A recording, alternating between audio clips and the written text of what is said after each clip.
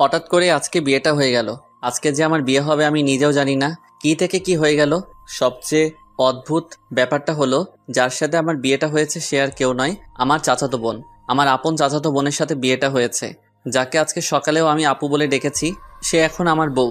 আর এখন দাঁড়িয়ে আছি বাসার ছাদের উপর, আর আপু মানে আমার বউ বাসর ঘরে অপেক্ষা করছেন আমার জন্য। কিন্তু আপনারা কিছু বুঝতেছেন না তো।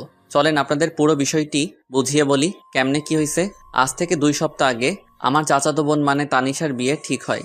আমরা সবাই ছেলেটাকে দেখি, সবার খুব পছন্দ হয়, তানিশাও খুব পছন্দ হয়। আর বিয়ের তারিখ ঠিক হয় আজকে। আর ছেলেটা খুব ভালো আর সুন্দর, বলা যায় সব দিক দিয়ে পারফেক্ট। কিন্তু কথাই বলে না, সবার কপালে আর সুখ থাকে না। তাই না হয়তো তানিশার কপালে ও এই সুখটা নাই। ও হ্যাঁ, আপনাদের আসল বিষয়টা বলি। আজ সকালে কিছু টুকটাক কাজ করছিলাম, চাচাতো বোন বলে কথা। তাছাড়া আপু আমার বড়। আমি অনেক মজা করছিলাম আর কাজ করেছিলাম, কিন্তু হঠাৎ আমার ফোনে আননোন নাম্বার থেকে ফোন আসে। আমি ফোনটা রিসিভ করে বলি, হ্যালো, কে বলছেন? আমি তানভীরের ছোট ভাই বলছি। রনি। তোমাদের আসতে আর কত সময় লাগবে? তানভীর ভাই হলো তানিশা অপুর হবু বর, আর রনি ওনার ছোট ভাই। আমাদের আর কখনো যাওয়া হবে না। আরে রনি, কান্না করছো কেন? কি হয়েছে তোমাদের? রাহি ভাই, আপনাকে কিভাবে কথাটা বলবো আমি নিজেও বুঝতে পারছি না। আরে কি হয়েছে সেটা তো আগে বলো। আর এইভাবেই বা কান্না করছো কেন আজকে এত সুন্দর একটা দিনে? ভাই, তানিশা আপুর কপালে হয়তো তানভীর ভাই নাই। কান্না করতে করতে বলতেছে মানে? তুমি কি বলতে চাচ্ছ? একটু বুঝিয়ে বলো প্লিজ। তানভীর ভাই আর তানভীর ভাইয়ার কি হয়েছে বলো প্লিজ। ভাইয়া আর এই পৃথিবীতে নেই। কি কি বলছো তুমি এসব রনি? ভাইয়ের অ্যাক্সিডেন্ট হয়েছে। কি বলছো এসব? আমি ঠিকই বলছি। কি করে হলো এসব? আমরা সবাই মিলে আনন্দ করে আসছিলাম। হঠাৎ করে আমাদের গাড়ি ব্রেক ফেল করে, কিন্তু গাড়ি কন্ট্রোল করতে পারেনি, তাই গাছের সাথে গিয়ে ধাক্কা লাগে। তারপর আমার কিছু মনে নেই। তারপর কি হলো রনি, বলো প্লিজ। আমার যখন জ্ঞান ফিরে, তখন দেখি আমি হাসপাতালে। তানভীর ভাইয়ের কি হলো রনি? জ্ঞান ফেরার পরে শুনতে পেলাম ভাইয়ার মাথায় অনেক জোরে আঘাত লাগে, ফলে ভাইয়া নাকি ওখানেই মারা যায়। বলেই রনি কান্না করতে থাকে। আমি রনির কান্না সহ্য করতে পারছি না, তাই আমি রনিকে বললাম, রনি আমি আসছি। তোমরা কোন হসপিটালে আছো? সিলেট ওসমানী মেডিকেল হাসপাতালে। ওকে, আমি আসতেছি। বলেই ফোনটা কেটে দিলাম। যখন আমি হাসপাতালের উদ্দেশ্যে বের হব, তখন চাচা বলল, কোথায় যাস এই সময় রাহি? আমি এসে তোমাদের সব বলছি। এইদিকে বিয়ে বাড়িতে সবাই চিন্তিত হয়ে পড়েছে, বর এখনো আসতেছে না কেন। চাচাকে আর কিছু বলতে না দিয়ে আমি বাইক নিয়ে চলে আসলাম সিলেট উসমানী মেডিকেল হাসপাতালে। তারপর রনির কেবিনের দিকে হাঁটতে লাগলাম। কেবিনে গিয়ে রনিকে বললাম, কেমন আছো রনি? তুমি ঠিক আছো তো? ভালো না ভাই। কাঁদিস না ভাই। কান্না ছাড়া আর কিছু নেই আমাদের ভাই। শান্ত হও রনি। তোমার আম্মু আব্বু কোথায়? ভাইয়ের লাশের কাছে, পাশের কেবিনে।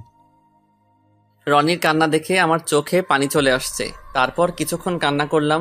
তারপর ভাবলাম আমিও যদি কান্না করতে থাকি, এদিকে রনি কান্না করা থামাবে না। তাই আমি রনিকে সান্ত্বনা দিয়ে তানভীর ভাইয়ের লাশের কাছে আসলাম। এসে দেখি সবাই কান্না করতেছে। এ দেখি সবার কান্না দেখে আমি আর শান্ত থাকতে পারলাম না। আমি কাঁদতে লাগলাম। কাঁদতে কাঁদতে বললাম, আন্টি প্লিজ কান্না করবেন না। আর আঙ্কেল আপনি অন্তত কান্না করা থামান। সবাই একসাথে এভাবে কান্না করতে থাকলে তানভীর ভাইয়ের আত্মা অনেক কষ্ট পাবে। কিভাবে কান্না থামায় বলো বাবা, আমাদের তো সব শেষ হয়ে গেল। আঙ্কেল, আপনি এভাবে কাঁদতে থাকলে সবাইকে সান্ত্বনা কে দিবে? কিভাবে শান্ত থাকি? তানভীর যে আমার বড় ছেলে, তাকে নিয়ে কত স্বপ্ন বাবা। আপনারা এইভাবে কান্না করলে কি আর তানভীর ভাই ফিরে আসবে? বলেন প্লিজ, সবাই কান্না থামান। এই কথা বলার পর দেখি সবাই কান্না করা থামিয়ে দিল। আমি আবার বললাম, আমার মনে হয় এখানে এভাবে কান্না না করে তানভীর ভাইয়ের দাফন সম্পন্ন করা উচিত। তখন পিছন থেকে রনি বলল, হ্যাঁ, ভাইকে কবরের কাজ সম্পূর্ণ করা উচিত। তখন আঙ্কেল বলল, চলো সবাই। আঙ্কেল আমি কি আপনাদের সাথে যেতে পারি? চলো বাবা। তারপর তানভীর ভাইয়াকে বাড়িতে নিয়ে গিয়ে দাফন করার ব্যবস্থা করা হলো। জানাজার নামাজ আদায় করে সবার কাছ থেকে বিদায় নিয়ে বাড়ির উদ্দেশ্যে রওনা দিলাম। ফোন হাতে নিয়ে দেখি চাচা অনেকবার ফোন করেছেন, তাই তাড়াতাড়ি করে বাইক নিয়ে চলে আসলাম। বাড়ি পৌঁছাতে দুপুর পেরিয়ে গেল। বাসার ভিতরে ঢুকতে চাচা বলল, এতক্ষণ কইছিলি তুই? বলতো রাহি, আর বরপক্ষের কেউ ফোন ধরছে না কেন? দেখলাম চাচার পিছনে সবাই দাঁড়িয়ে আছে, এমনকি তানিশা আপুও। তাই আমি বললাম, তোমরা সবাই শান্ত হও, আমি সব খুলে বলছি। তাড়াতাড়ি বল, কি বলবি? আসলে তানভীর ভাই, কি হয়েছে? আর কান্না করছিস কেন তুই? আসলে তানভীর ভাই আর আমাদের মাঝে নেই। উনি দুনিয়ার মায়া ত্যাগ করে পরপারে চলে গেছেন। তারপর আমি সবকিছু খুলে বললাম। এসব শুনে তানিশা আপু রুমের দিকে দৌড়ে গেলেন। বুঝতে পারলাম কিছু একটা হবে। আমিও পিছনে দৌড়ে গেলাম। যেই ভাবা সেই কাজ, যা ভাবছিলাম তাই হলো। জানালা দিয়ে দেখলাম তানিশা আপু সুইসাইড করতে যাচ্ছে। তানিশা আপু গলায় ফাঁস দেওয়ার চেষ্টা করছে। এখন কি করব বুঝতে পারছিলাম না। সবাই দরজার ধাক্কাধাক্কি করতেছে। এখন কিছু একটা তাড়াতাড়ি করতে হবে, যেভাবে হোক দরজা ভাঙতে হবে। দরজার পাশে গিয়ে সবাইকে বললাম জোরে জোরে লাথি মারার জন্য। আমার কথায় সবাই দরজায় লাথি মারতে থাকে। 5-6টা মারার পর দরজা ভাঙতে সক্ষম হলাম। ভিতরে গিয়ে আপুকে নামিয়ে দিয়ে ঠাস করে গালে বসিয়ে দিলাম। আপু হয়তো এটা কখনো ভাবতে পারিনি আমি আপুকে থাপ্পড় মারবো। আপু থাপ্পড় খেয়ে আমার গায়ে হেলান দিয়ে জ্ঞান হারালো। থাপ্পড়টা মেবি অনেক জোরে লেগেছে, তাই হয়তো জ্ঞান হারিয়েছে। আমি আপুকে নিয়ে নিচে নামালাম। সবাই আমার দিকে হা করে তাকিয়ে আছে। তারপর আপুর জ্ঞান ফেরার জন্য অনেক চেষ্টা করলাম। আম্মুকে বললাম একটু পানি নিয়ে আসো। আম্মু পানি এনে আপুর চোখে দিলেন। সাথে সাথে আপুর জ্ঞান ফিরে। তখন আমি বললাম, এটা কি আপু, নিজের জীবন এভাবে নষ্ট করে দিতে গেলি? তো কি করব বল? কি নিয়ে বাঁচবো আমি? আমার সব আশাই তো শেষ। তাই বলে কি সুইসাইড করতে যাবি? তো আমার কি বা করার ছিল বল? আমরা আবার তোমার জন্য পাত্র খুঁজবো। আমাকে কে বিয়ে করবে শুনি? যে মেয়ের হবু বর রাস্তায় আসার আগেই মারা যায়, সেই মেয়েকে কে বিয়ে করবে তুই বল? আমি কিছুই জানি না বলেই ওখান থেকে চলে আসলাম। এখানে আর বেশিক্ষণ থাকলে হয়তো আমিও কেঁদে দিতাম, তাই সেখান থেকে ছাদে চলে আসলাম। ছাদের এক কোণায় দাঁড়িয়ে রইলাম। আপুর জন্য অনেক কষ্ট হচ্ছে। আমার চোখের কোণায় হাত দিয়ে দেখলাম পানি চলে এসেছে। ছাদে অনেক সময় দাঁড়িয়ে আপুর কথা ভাবতে লাগলাম। হঠাৎ কাঁধে কারো হাতে স্পর্শ অনুভব করলাম। পিছনে ফিরে দেখি আব্বু। আব্বু কিছু বলবা? বলবো। বলো, কি বলবা? তুই আগে আমাকে কথা দে, আমি যা বলবো আমার সে কথাগুলো তুই রাখবি। রাখবো, বলো। আমি বলি কি, তুই তানিশাকে বিয়ে করে নে। কি বলো আব্বু, এটা কিভাবে সম্ভব? তানিশা আমার আপু হয়, তার উপর আমার বড়। আমি জানি তানিশার যদি কিছু হয়ে যায়। আমি জানি না, আমি পারবো না। কিন্তু তুই ভেবে দেখতে পারিস, তোর জন্য হয়তো সে বেঁচে থাকতে পারবে। ঠিক আছে, ভেবে দেখব। সেখান থেকে আব্বু চলে গেল। আমিও ওখানে দাঁড়িয়ে আছি। কিছুক্ষণ পর চাচু আমাকে বলল, রাহি, আমি একটা কথা বলি। পিছন থেকে কাঁধে হাত দিয়ে বললেন, চাচা বলেন। তুই আমার মাথায় হাত দিয়ে বল, আমার কথা রাখবি। কিন্তু চাচা। কোনো কিন্তু নয়, তুই আমার মাথায় হাত দিয়ে বল, আমার কথা রাখবি। আচ্ছা বলো, তুমি যা বলবে আমি শুনবো। তুই আমার মেয়েকে বিয়ে কর বাবা, আমার মেয়েটার জীবন বাঁচা। কান্না করতে করতে বললেন চাচা। কিন্তু চাচা, তানিশা আপু লাগে, তার উপর আমার বড় হয়। কোনো কিন্তু নয়, আর তানিশা তোর মাত্র 2 বছরে বড়। প্লিজ বাবা, তুই আমার মেয়েকে বিয়ে করে ওর জীবনটা বাঁচা। বল বাবা, বিয়ে করবি? কাঁদতে শুরু করলেন চাচা। ঠিক আছে চাচা, আমি বিয়েতে রাজি আছি। আর এইভাবেই আমার আর তানিশা আপুর বিয়েটা সম্পন্ন হলো। এতক্ষণ যা বললাম সব বিয়ের আগের ঘটনা। দেখছেন কখন থেকে আপনাদের সাথে বক বক করেই যাচ্ছি। আপনাদের আমার পরিচয়টাই দেওয়া হলো না। আমার নাম ফয়সাল আহমেদ রাহি। বাবা মায়ের একমাত্র ছেলে। আর আমার ছোট একটা দুষ্টু মিষ্টির বোন আছে। আর মনে হয় আপনাদের কিছু বলার দরকার নেই, কারণ গল্প পড়লে সব জানতে পারবেন। এখন আর বক বক না করে গল্প ফিরা যাক। কি বলেন আপনারা? আমি ছাদে দাঁড়িয়ে এগুলো ভাবছিলাম। কখন যে চোখে পানি চলে এসেছে নিজেও জানি না। চোখ মুছতেছি, তখন কেউ কাঁধে হাত রাখলো।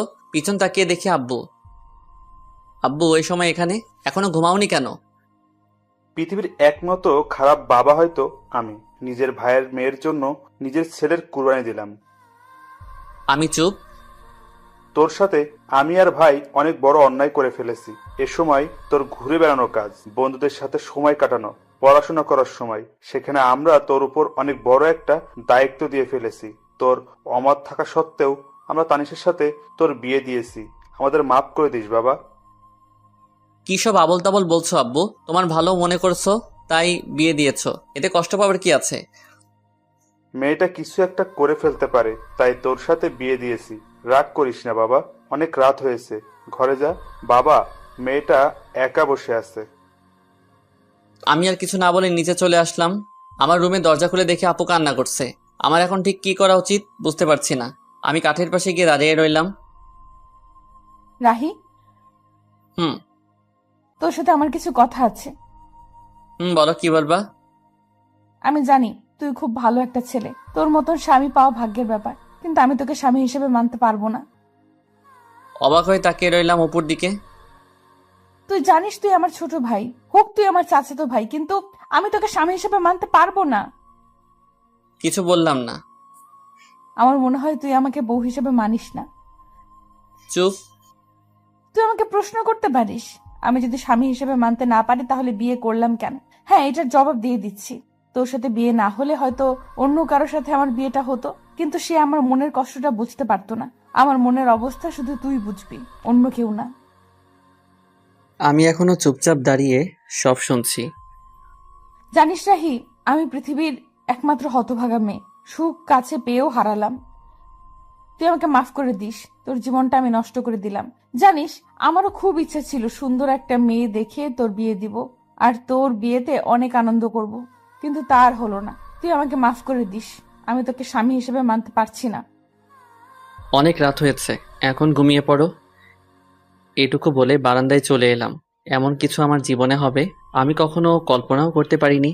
কিন্তু আমি ভেবেছিলাম আমার সাথে বিয়ে হলে কোনো আফসোস থাকবে না, সবকিছু গুছিয়ে নিতে সমস্যা হবে না। কিন্তু কি ভাবলাম আর কি হলো। আসলে সবার কপালে সুখ থাকে না, আমার কপালেও হয়তো নেই। আজ নিজের উপর খুব রাগ হচ্ছে, কিন্তু কি আর করব। ঘর থেকে বের হয়ে ছাদে চলে এলাম আর নিজে নিজে বলতে লাগলাম, তানভীর ভাই, কেন তুমি চলে গেলে? তোমার জন্য আপু কান্না করছে। হয়তো তোমাকে এই কয়দিনে তোমাকে ভালোবেসে ফেলছে। আর কি বলে জানো ভাই, তোমাকে ছাড়া আর কাউকে স্বামী হিসেবে মানতে পারবে না। সত্যি, কয়েকদিনে তোমাকে অনেক ভালোবেসে ফেলেছে, এমনকি আমাকেও স্বামী হিসেবে মানতে রাজি না। সত্যি ভাই, তুমি অনেক ভাগ্যবান ছিলে, আপুর মতো বউ পেতে যাচ্ছিলে। কথায় বলে না, সবার কপালে সুখ থাকে না, তেমনি তোমার কপালেও নেই, আমার কপালেও নেই। হায়রে কপাল আমাদের।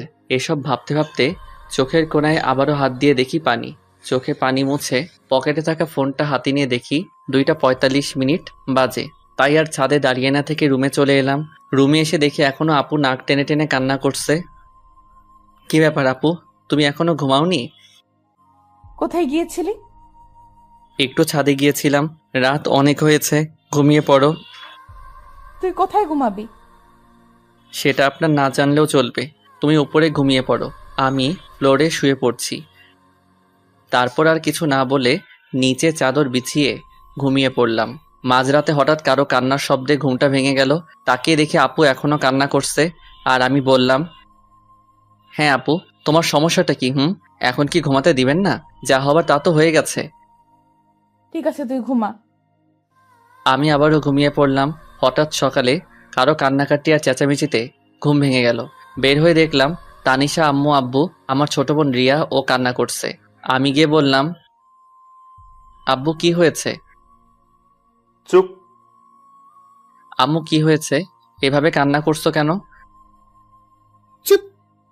আপু তুমি অন্তত বলো কি হয়েছে। আসলে দোকানটা দোকানটা কি হয়েছে বলো না। দোকানটাতে আগুন লেগে গেছে, আর পুরো দোকান পুড়ে গেছে। কি বলছো এসব? বাবা ঠিক বলেছে। সবার কথা শোনার পর যেন আমার মাথায় আকাশ ভেঙে পড়ল। আমি এখন কি করব কিছু বুঝতে পারছিলাম না। তারপর নিজেকে ঠিক রেখে সবাইকে সান্ত্বনা দিতে লাগলাম। এভাবে কয়েকটা দিন কেটে গেল। তারপর শুরু হলো সংসারে অশান্তি।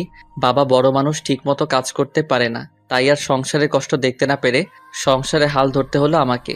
কি করব কিছুই বুঝতে পারছিলাম না। তাই আমার ফ্রেন্ড আফিকুলকে ফোন দিলাম। হ্যালো আফিকুল দোস্ত, আমার সাথে একটু দেখা করতে পারবি? আরে এভাবে বলছিস কেন? কোথায় আসতে হবে সেটা বল।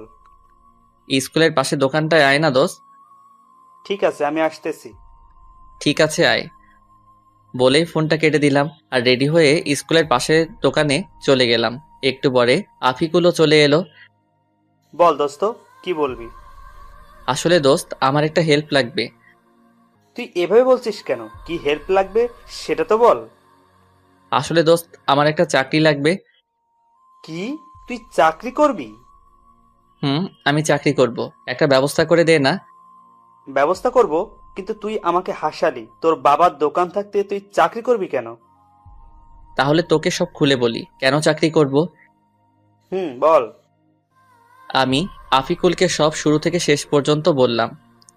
আমাদের দোকানে আগুন লেগে পুড়ে ছাই হয়ে গেছে রে, তাই আমি চাকরি খুঁজছি।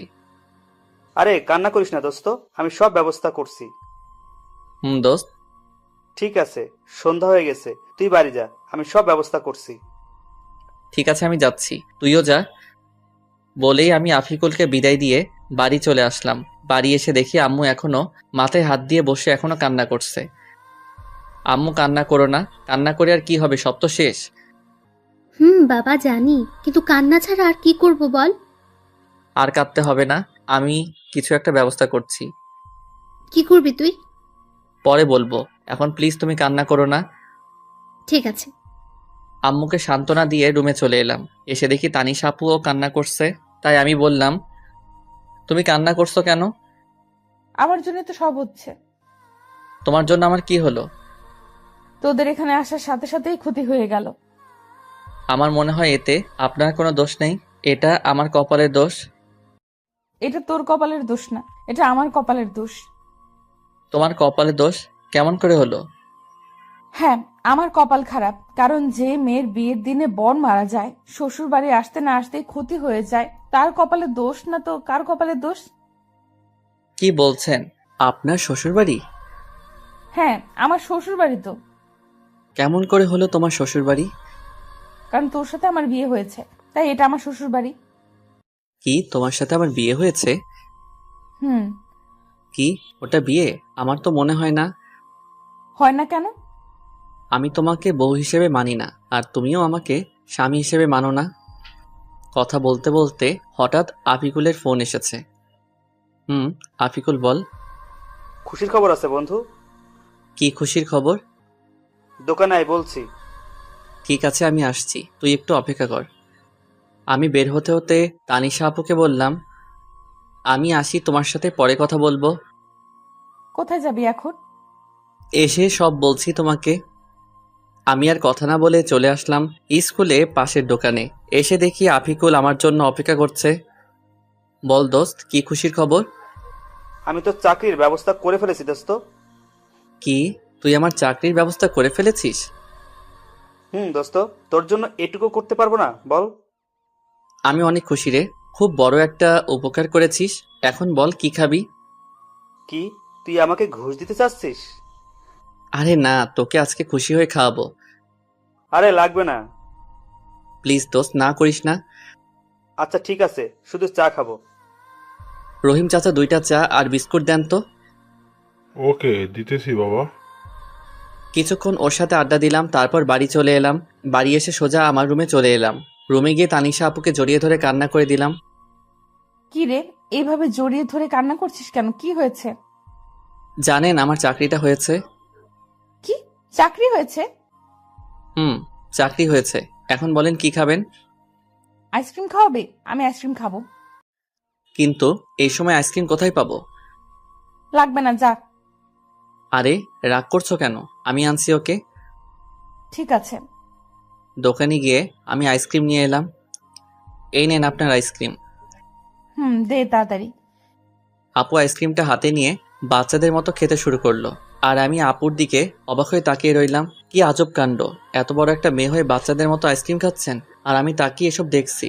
ঠিক তখনই কি রে, কি দেখছিস? তোমার খাওয়া দেখছি। এত দেখতে হবে না। কেন? তুই খাবি? খেলে নিতে পারিস। না না, লাগবে না, আমি বাচ্চাদের মতো আইসক্রিম খাই না। ওকে, তুই না খেলেও চলবে। তুমি খাও। ঠিক আছে, একটা কথা বলি রাহি। বলো। তুই চাকরিতে জয়েন করবি কবে? 1 মাসের মতো লাগবে। কথা বলতে বলতে হঠাৎ আম্মুর ডাক পড়ল। রাহি, তানিশা, তোরা খেতে আয় তাড়াতাড়ি। ঠিক আছে আম্মু, আমার আসছি। তাড়াতাড়ি আয়। চলেন, আম্মু ডাকছে। চল।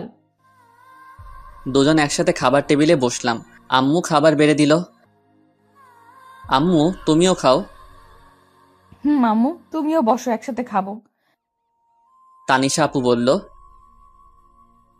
খাচ্ছি। চুটকি, তুইও খা। খাচ্ছি তো। সবার সাথে খাবার খেয়ে আমি রুমে চলে এলাম। এসে একটু শুয়েছিলাম, তখনই আপু রুমে এলো।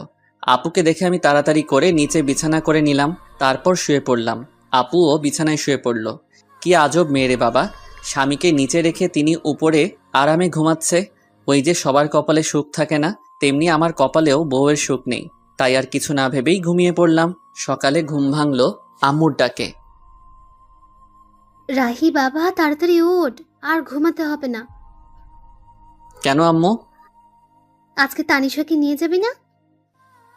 কোথায় যাব? কেন, তুই জানিস না? না তো। তানিশা মা তোকে কিছু বলেনি? না, আমাকে তো কিছু বলেনি। তানিশা মা, তুমি রাহিকে কিছু বলনি? না আম্মু, ভুলে গিয়েছিলাম। ঠিক আছে, তাহলে ওকে বলে নিচে আসো। ঠিক আছে আম্মু, আমরা আসছি। ওকে। ওই, আজকে আমাদের বাড়ি নিয়ে যাবি? আমি কেন নিয়ে যাব? তুমি একা যাও, আমি যেতে পারবো না। না, তুই আমার সাথে যেতে হবে। না, আমি পারবো না। কি, তুই যাবি না? যাব তো। আমি বুঝি না এ কেমন মেয়ে, আমাকে স্বামী হিসেবে মানে না, আবার সবসময় অধিকার ফলাতে আসে। আজাইরা পেঁচাল। কিরে, চুপ করে আছিস কেন? এমনি। ঠিক আছে, এখন রেডি হয়ে আয়। ঠিক আছে, তুমি যাও, আমি আসছি। তাড়াতাড়ি আয়, নাস্তা করব। ঠিক আছে। ফ্রেশ হয়ে টেবিলে সবার সাথে নাস্তা শুরু করলাম।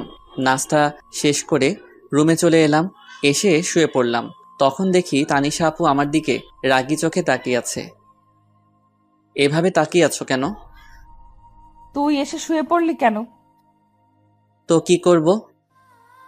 একটু আগে আমি কি বলছিলাম? কি বলছিলে? আমি আজকে আমাদের বাড়ি যাব বলছিলাম না? যাব তো। তাহলে এইভাবে শুয়ে পড়লি কেন? এমনি। তুমি রেডি হও।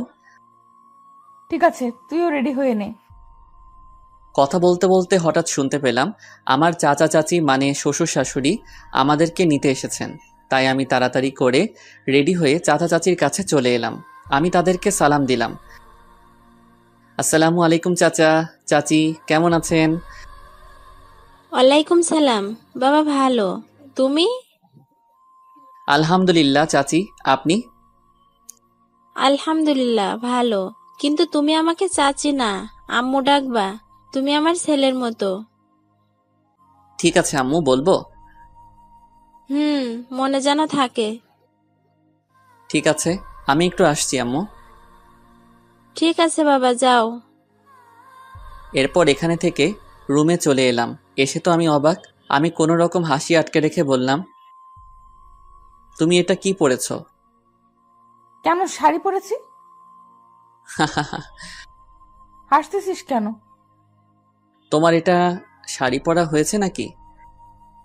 হয়নি। একদম হয়নি। একদম এভাবে হাসবি না, আমি শাড়ি পরতে পারি না। আচ্ছা ঠিক আছে, আমি পরিয়ে দেই। তুই পারলে পরিয়ে দে। দিচ্ছি। আমি আপুকে শাড়ি পরিয়ে দেওয়া শুরু করলাম। শাড়ি পরিয়ে দিতে দিতে শাড়ি যখন আপুর পেটে গুজে দিব, তখন দেখি আপু চোখ বুজে শরীর বেঁকিয়ে কাঁপতে শুরু করছেন।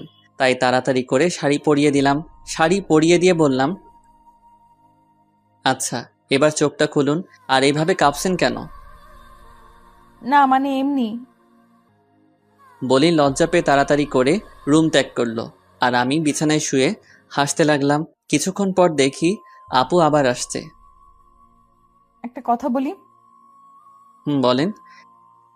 বাইরের কেউ যেন বুঝতে না পারে তুই আমাকে বউ হিসেবে মানিস না। আর আমি স্বামী হিসেবে মানি না। ঠিক আছে, কেউ বুঝতে পারবে না। এবার চল, আম্মু ডাকছে। চলেন। শ্বশুরবাড়ি মধুর হাড়ি, যে খেয়েছে সে বুঝেছে কেমন তাদের খাতিরদারি। অতঃপর শ্বশুরবাড়ির উদ্দেশ্যে সবাই রওনা হলাম।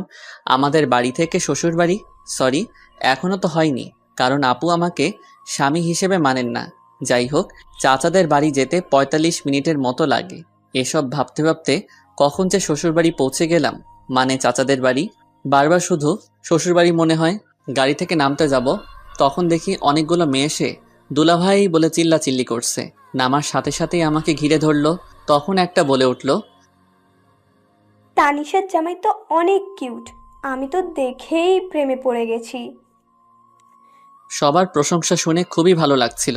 তখনই হুট করে আপু আমার হাত শক্ত করে ধরেছে। দেখ দোস্ত, আমাদের তানিশা 2 দিনে জামাই পাগল হয়ে গেছে। তানিশা আমার হাত ধরে ভিতরে নিয়ে এলো, তারপর সোজা আপুর রুমে নিয়ে গেল আর রাগে লুচির মতো ফুলতে লাগলো। তখন বলে উঠল, আপু, ওখানে অনেক আনন্দ পাচ্ছিলি তাই না? তা তো একটু শালি বলে কথা। ওদের সাথে আর কথা বলতে দেখলে পা ভেঙে দিব। যা, এখন ফ্রেশ হয়ে আয়। ঠিক আছে। আমি ফ্রেশ হতে চলে গেলাম। ফ্রেশ হয়ে গিয়ে সোফায় বসে পড়লাম। তখনই সব শালি আমাকে ঘিরে বসে পড়ল আর একে একে সবাই পরিচয় দিতে থাকে। সবার সাথে কথা বলছিলাম, তখনই আপু সবাইকে সরিয়ে আমার পাশে বসে পড়ল। এটা দেখে সবাই তো অবাক, তার থেকে বেশি অবাক তো আমি হয়েছি। আপু আমার হাত শক্ত করে ধরে সবার সাথে কথা বলতে থাকে। কি আজব রে ভাই, স্বামী হিসেবে মানতে তো রাজি না, তার উপর এমন অবস্থা। যাই হোক, সবার সাথে আড্ডা দিতে দিতে অনেক রাত হয়ে যায়। তারপর খাওয়া দাওয়া শেষ করে আপুর রুমে এসে চাদর বিছিয়ে নিচে শুয়ে পড়লাম। তখনই আপু বলে উঠল, রাহে, তোকে নিচে শুতে হবে না। কেন? আমি নিচে ঘুমাই, তুই উপরে ঘুমা। লাগবে না, আমি নিচে ঘুমাতে পারবো। তোকে যা বলছি তাই কর, বেশি কথা বলিস কেন? আচ্ছা ঠিক আছে। আমি আর কথা না বাড়িয়ে উপরে শুয়ে পড়লাম। সকালে কানের কাছে নিঃশ্বাসের শব্দ আসতেছে। চোখ খুলে তো আমি অবাক, কত সুন্দর করে আপু আমাকে জড়িয়ে ধরেছে আর আমার ঠোঁটের একেবারে কাছে আপুর ঠোঁট। এসব দেখে আমি আর নিজেকে কন্ট্রোল করতে পারছিলাম না, তাই আপুর ঠোঁট আমার ঠোঁট এক করে দিলাম। কিছুক্ষণ পর আপু চমকে ওঠে। তারপর আপু আমাকে ছাড়িয়ে নিয়ে বলল, সরি, আসলে রাতে বৃষ্টির সময় ভয় করছিল, তাই এসে শুয়েছিলাম। একথা বলে আপু লজ্জা পেয়ে ফ্রেশ হতে চলে গেল। আর আমি ভাবতে লাগলাম, কি মেয়েকে আল্লাহ আমার কপালে দিয়েছে। তখনই আপু বাথরুমে থেকে ফ্রেশ হয়ে বের হয়েছে। আমি শুয়ে দেখছি আপু ফ্রেশ হয়ে ড্রেসিং টেবিলের সামনে চুল ঠিক করছে। আমি শুধু আপুকে দেখছি। আসলে যত দেখছি ততই আপুর প্রতি কেমন একটা ফিলিংস হচ্ছে। আপুর প্রতি ফিলিংস হচ্ছে হোক, আপু আমাকে স্বামী না মানা লোক। আসলে আপুকে এই মুহূর্তে যেই ছেলে দেখতো পুরাই পাগল হয়ে যেত, এত সুন্দর লাগছে আপুকে। ঠিক তখনই আপু আমার দিকে এগিয়ে আসছে আর আমি ঘুমের ভান ধরে শুয়ে আছি। কি আর কত ঘুমাবি, ওঠ। চুপ করে রইলাম। কিরে, শুনতে পাচ্ছিস না? কি বলো? ফ্রেশ হয়ে আয়, নাস্তা করতে হবে, যা। যাচ্ছি, তুমি যাও। আমি বসে আছি, তুই ফ্রেশ হয়ে আয়। ফ্রেশ হয়ে এসে দেখি আপু এখনো বসে আছে। তখন আমি বললাম, চলেন। চল। রুমে থেকে বের হব, তখনই আপু আমাকে শক্ত করে হাত চেপে ধরে নিয়ে গেল। আমি কিছু বুঝলাম না। এসব দেখে সবাই আমাদের দিকে হা করে তাকিয়ে আছে, মনে হয় আমরা এলিয়েন। সবার কাছে যেতেই দেখি সবাই মুচকি মুচকি হাসছে। এসব দেখে আমার খুব লজ্জা লাগতে শুরু করলো আর নিজেকে জোকার মনে হচ্ছে, কিন্তু কি আর করার। মাথা নিচু করে টেবিলে বসে পড়লাম। তারপর শুরু হলো জামাই আদর। জীবনে প্রথম জামাই আদর পাচ্ছি। সবাই ওঠার পর ওঠা খাওয়াচ্ছে আর আমি বলির পাঠার মতো খেয়ে যাচ্ছি। কোনো রকম জামাই আদর খেয়ে রুমে চলে এলাম। এসে শুয়ে পড়লাম, শরীর আর নড়াতে পারছি না। আপনাদের একটা কথা বলি, সবাই বিয়ের পর শ্বশুর বাড়ি যদি যান তাহলে তার 1 মাস আগে থেকে খাওয়া দাওয়া বন্ধ করে যাবেন, তা না হলে আমার মতো অবস্থা হবে। এবার বলতে পারেন, যদি 1 মাস আগে থেকে খাওয়া দাওয়া বন্ধ করে দেই তাহলে আমরা তো মরে যাব। এইটার উত্তর খুব সোজা, খিদা যখন লাগবে তখন অল্প খেয়ে নেবেন। এবার প্রশ্ন আসতে পারে, তাহলে আমার বিয়ে আমি খাবো না? উত্তর খুব সোজা, না খেয়ে রোজা রাখবেন। যাই হোক, সাবধানে শ্বশুরবাড়ি যাবেন। তখন আপু রুমে আসলো, এসে আমাকে বলতে লাগলো, কিরে জামাই আদর কেমন হলো? হার জামাই আদর, তুমি আমাকে স্বামী হিসেবে মানো না, তাহলে এটা জামাই আদর কিভাবে হলো? বেশি কথা বলিস কেন? কোথায় বেশি কথা বললাম? কথা শেষ না হতেই আপু চলে গেল। তখন রুমে শালিকাদের আগমন। দুলাভাই কি করেন? ওই তো দেখতে পাচ্ছ কি করছি। হুম, দেখছি। আচ্ছা দুলাভাই, আপনি নাকি গল্প লিখেন? কে বলছে? দেখলাম, এবার একটা গল্প শোনাতে হবে। বলেই সবাই চিল্লাচিল্লি শুরু করলো। কি আর করার, এখন তো শোনাতে হবে। আচ্ছা, তোমাদের একটা কবিতা শোনাই।